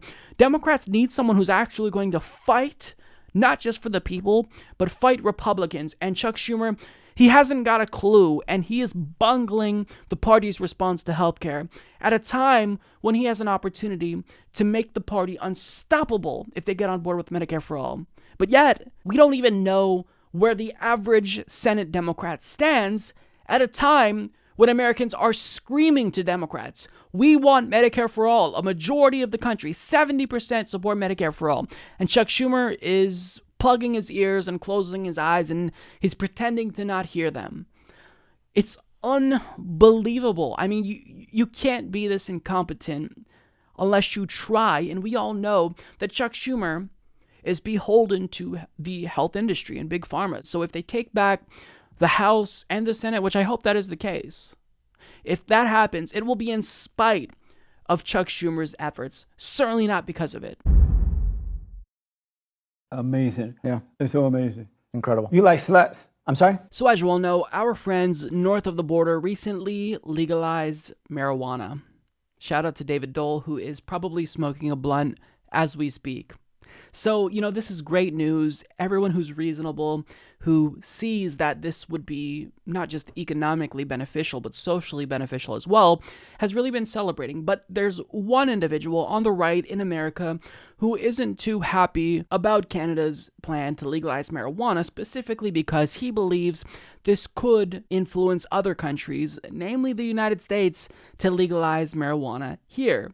And that person is Jesse Lee Peterson. Now, I don't know how I've been out of the loop on this guy, but I found out about him at Politico, or Politicon rather, and I don't even know what to say. This is someone who is amazing, a diehard Donald Trump supporter. He constantly talks about, beta males and alpha males, and he is seemingly insecure. He's always trying to reinforce this idea that he's an alpha male. So let's watch it, and then I'm going to respond to the reefer madness level of propaganda that he is going to espouse during this short clip. So the entire country of Canada has now legalized marijuana, pot, drugs.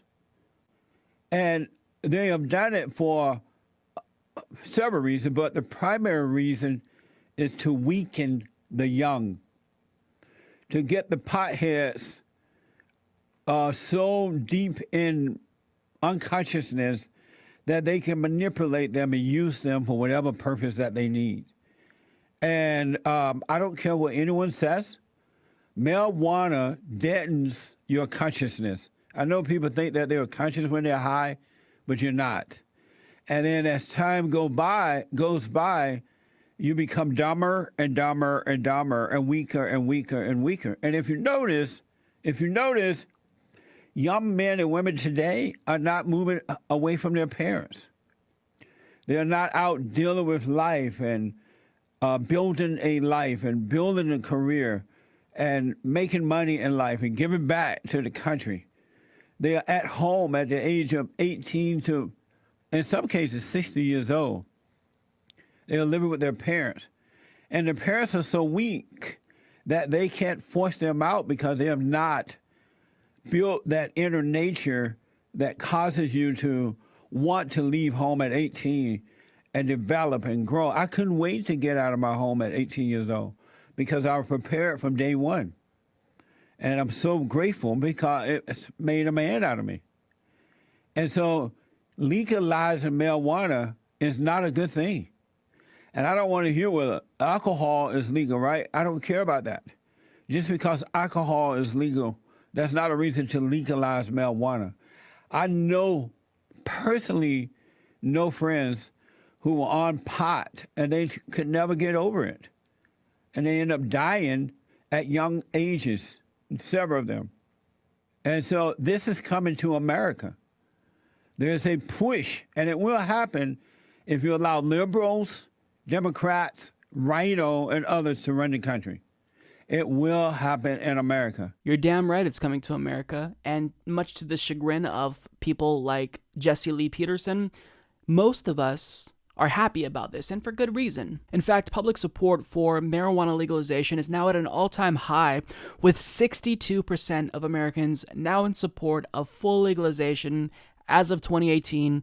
And when you control for generations, you'll see that the older you are, the less likely you are to be in support of legalizing marijuana. Amazing. So, I mean, really, it's no surprise that someone in Jesse Lee Peterson's age range would have these antiquated views about marijuana. I mean, we see it all the time. Thankfully, I think that a lot of us are changing their minds, but for the most part, I mean, you saw the poll results. By and large, they're more likely to be against marijuana legalization.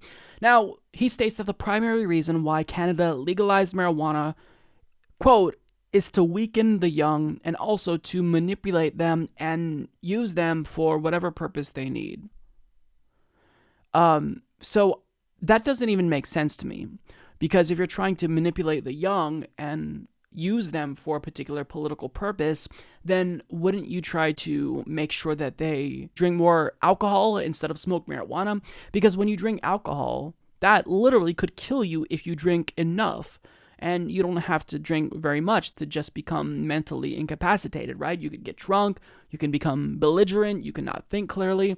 So that would be an easier tool to manipulate someone with in the event government actually had an interest in doing that, but I don't think that that's what they're doing.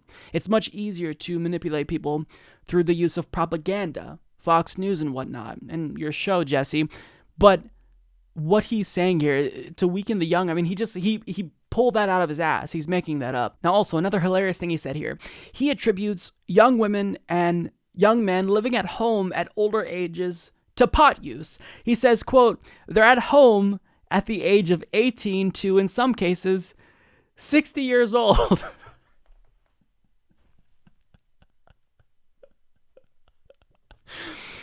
If you are living at home at the age of 60, I hate to break it to you, you are no longer a young person. Amazing. By and large, millennials are living at home until they're older. Yes, that's true, but why wouldn't you just automatically and instinctively really attribute that to economic changes and economic factors? Why wouldn't you think, okay, well, you know, when I was young, I was able to move out when I was 18, and nowadays, you know, these millennials, they're living with their parents until they're 25, 30, and the assumption is that these millennials who are living with their parents, they don't really want to move out. They like living with their parents, and it's because of pot use. It's making them lazy. Well, no. Pot use has nothing to do with it. If they're living with their parents, it's because the economy changed. It's because boomers like you, when you were young, you were able to get a job at Taco Bell and buy a house, you know, have a family, put yourself through college. And nowadays, we can't do any of that because of the changing economic landscape. Government no longer subsidizes education to the extent that they did, hence why education has skyrocketed and why we all are plagued by student debt. I mean, housing costs have increased. The cost of rent is insane, but that wasn't the case when you were young. But since he just doesn't like millennials, he thinks, oh, well, it's obviously because they're lazy and they're smoking pot every day. No, that's not it. You can smoke pot and still be a productive member of society. It's just that nowadays the economy is completely different than when you were young. In fact, I smoke pot, not all the time, but relatively frequently, and I'm still a productive member of society. I smoked pot all through, graduate school and in the PhD program I was in. It doesn't make you less productive. In fact, I would argue personally that it makes me more productive because it helps me to relax and chill out. But to him, it's not changing economic conditions. It's specifically because these millennials are all potheads. That's why they're living at home longer with their parents. Ridiculous. Now, in anticipation of the counter argument he knows that we're going to make, and I was going to make this, he says, quote, just because alcohol is legal, that's not a reason to legalize marijuana. And that's fine, right? But you have to be consistent here. If you're against the legalization of marijuana, but you're also against alcohol being legal, then that's fine. I mean, I would vehemently disagree with that, right? But that's fine because you're being consistent, but you don't get to say, oh, well, just because we legalized alcohol doesn't mean we should legalize marijuana. Well, why not? It's less harmful than alcohol. But he's gonna get to what he thinks about just how harmful cannabis is. He literally claims that he knows friends who, quote, could never get over pot and ended up dying at young ages. Yeah. There's never been a reported case of somebody dying because they overdosed on marijuana. But apparently, we're all not privy to what Jesse Lee Peterson knows. People have died from marijuana, and Jesse Peterson happens to know multiple people that have died from marijuana. I mean, this is just absolutely unreal. Now, assuming that there's a kernel of truth to this story and that he did have friends that died at a young age, why would it be the case that marijuana was the cause of their death? In order for us to buy into this, Jesse, you're expecting us to believe that you happen to know the only people ever in the history of humanity that died from marijuana overdoses. That's what we have to believe in order to accept your argument. You understand why this is absurd, right? So this is beyond insanity. And when I was watching this, I couldn't help but think that this was just indistinguishable from satire. In fact, I made a satirical marijuana, quote, propaganda video a couple of years ago to kind of poke fun at a lot of the public figures and politicians who are trying to promote this myth that marijuana is a killer or it's dangerous or it makes you lazy, and basically all of the propagandist assertions that we heard Jesse Lee Peterson make in this video.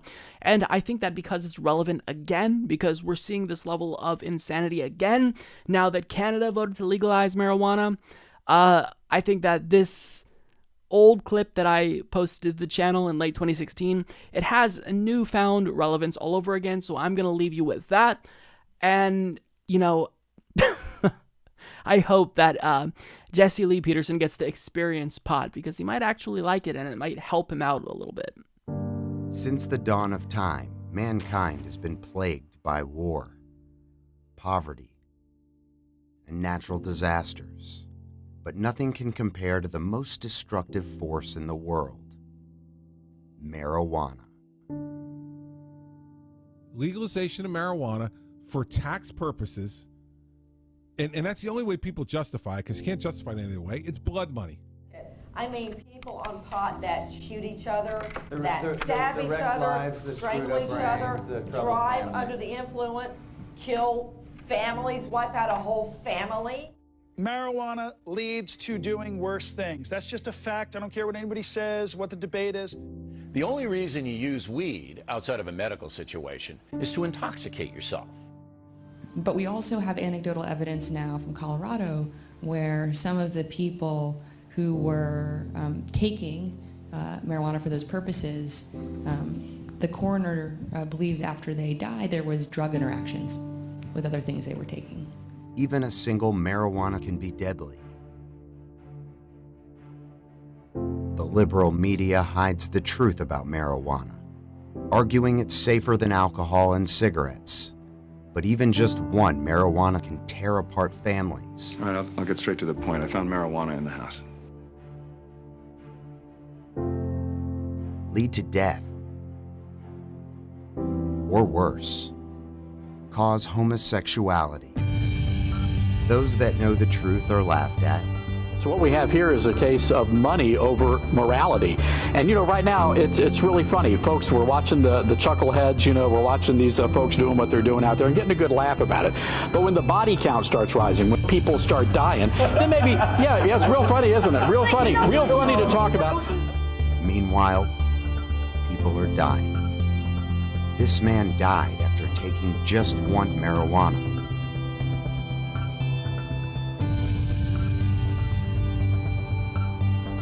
friends told him it was safe because they heard it from liberal cucks like T.J. Kirk, Secular Talk, and the Humanist Report.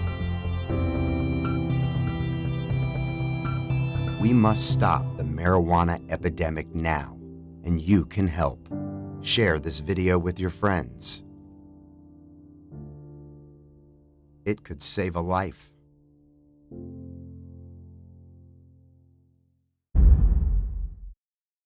Literally just hours after California Governor Jerry Brown signed his state's net neutrality bill into law, the Justice Department announced a lawsuit against the state in order to get that law overturned.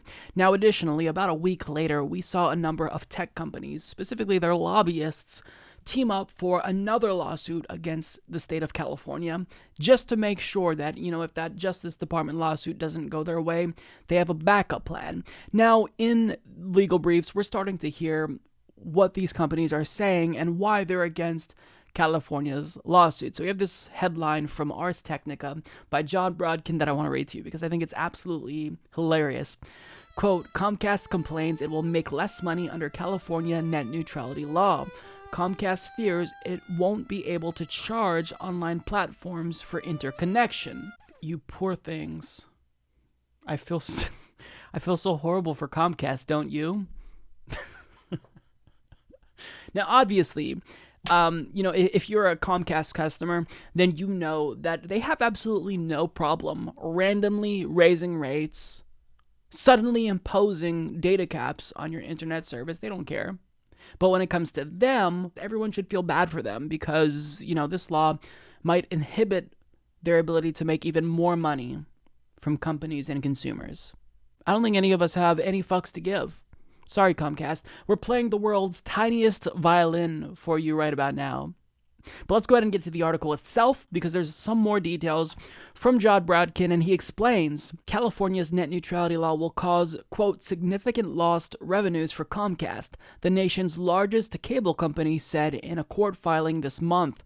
Comcast described the net neutrality law's potential impact on its ability to charge online service providers and network operators for network interconnection. The paid interconnection provisions will harm Comcast's ability to enter into new, mutually beneficial interconnection agreements with edge providers that involve consideration, leading to a loss of existing and prospective interconnection partners and significant loss of revenues, Comcast Senior VP Ken Clower wrote in the filing in U.S. District Court for the Eastern District of California. Edge provider is the industry term for websites and other online platforms such as Netflix and Google. Comcast submitted its filing on October 3rd as part of the broadband industry lawsuit that seeks to overturn California's net neutrality law, which is slated to take effect on January 1st of 2019, unless the court grants a stay halting implementation.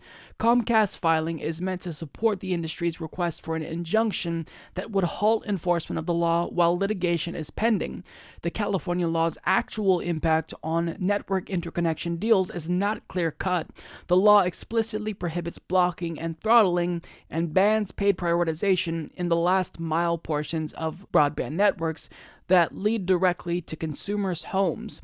The law also prohibits ISPs from requiring payment in exchange for delivering internet traffic to consumers, but the law applies a different standard to network interconnection, a type of traffic exchange that happens at the edge of each broadband provider's network.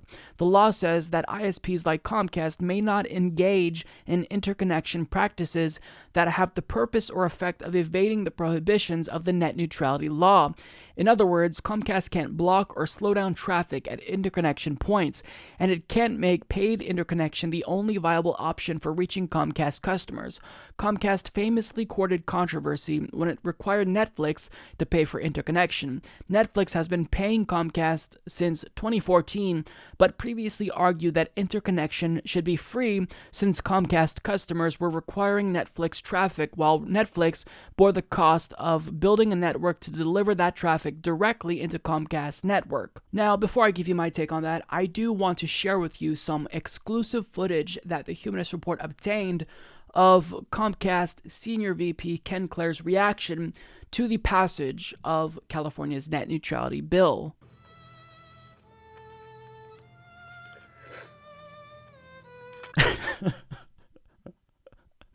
So look, here's why they're specifically crying about this. Well, they had 2 pending interconnection deals. And so once Jerry Brown signed their state's net neutrality bill into law, well, that kind of throws those deals into jeopardy. So that's why they're saying this is going to cost me money. It's because, well, the language here in this particular bill, it doesn't even necessarily outright ban the types of deals that Comcast signed with Netflix back in 2014. So if you'll recall, to give you some context here, back in 2014, all of a sudden, a lot of us noticed that Netflix had really low speeds. There was a lot of buffering, and it turned out that Comcast was in fact throttling bandwidth to Netflix. But in order to solve this issue, what Netflix had agreed to is a deal with Comcast where they'd pay them, and then all of a sudden, once this deal was approved, Netflix speeds for Comcast users was higher than ever. So there were 2 more deals pending, and now that may be thrown into question, not necessarily because, again, there's an outright ban on this, but because they claim the language in this law is vague enough to make this type of deal illegal. And it's also the case that AT&T is making the same argument, presumably because they also had pending deals. So look, they are... I mean, this is argued in a lawsuit, right? So they're making the legal case, but, they're expecting others to be concerned with their bottom line. That's not our responsibility, okay? You're already doing what you can to rip off your own customers. I mean, there's a reason why Comcast was voted the most hated company in America multiple times. It's because your business practices are blatantly anti-consumer. Again, I don't have to tell you, if you're a Comcast customer, you already know. Random price hikes, the imposition of data caps with no warning or anything like that, so just so they can charge you more. So now we're supposed to care that Comcast is going to make less money because of a law that protects consumers? No, we're all playing the world's tiniest violin for Comcast right now. And quite frankly, good. Fuck you, Comcast. People don't like you. Americans hate you. And the only reason why you have customers is because in a lot of communities, you have a monopoly. But the minute we get public broadband, the minute another option emerges in their communities, you lose business because we hate you. So we'll end this video by playing the tiniest violin in the world for Comcast.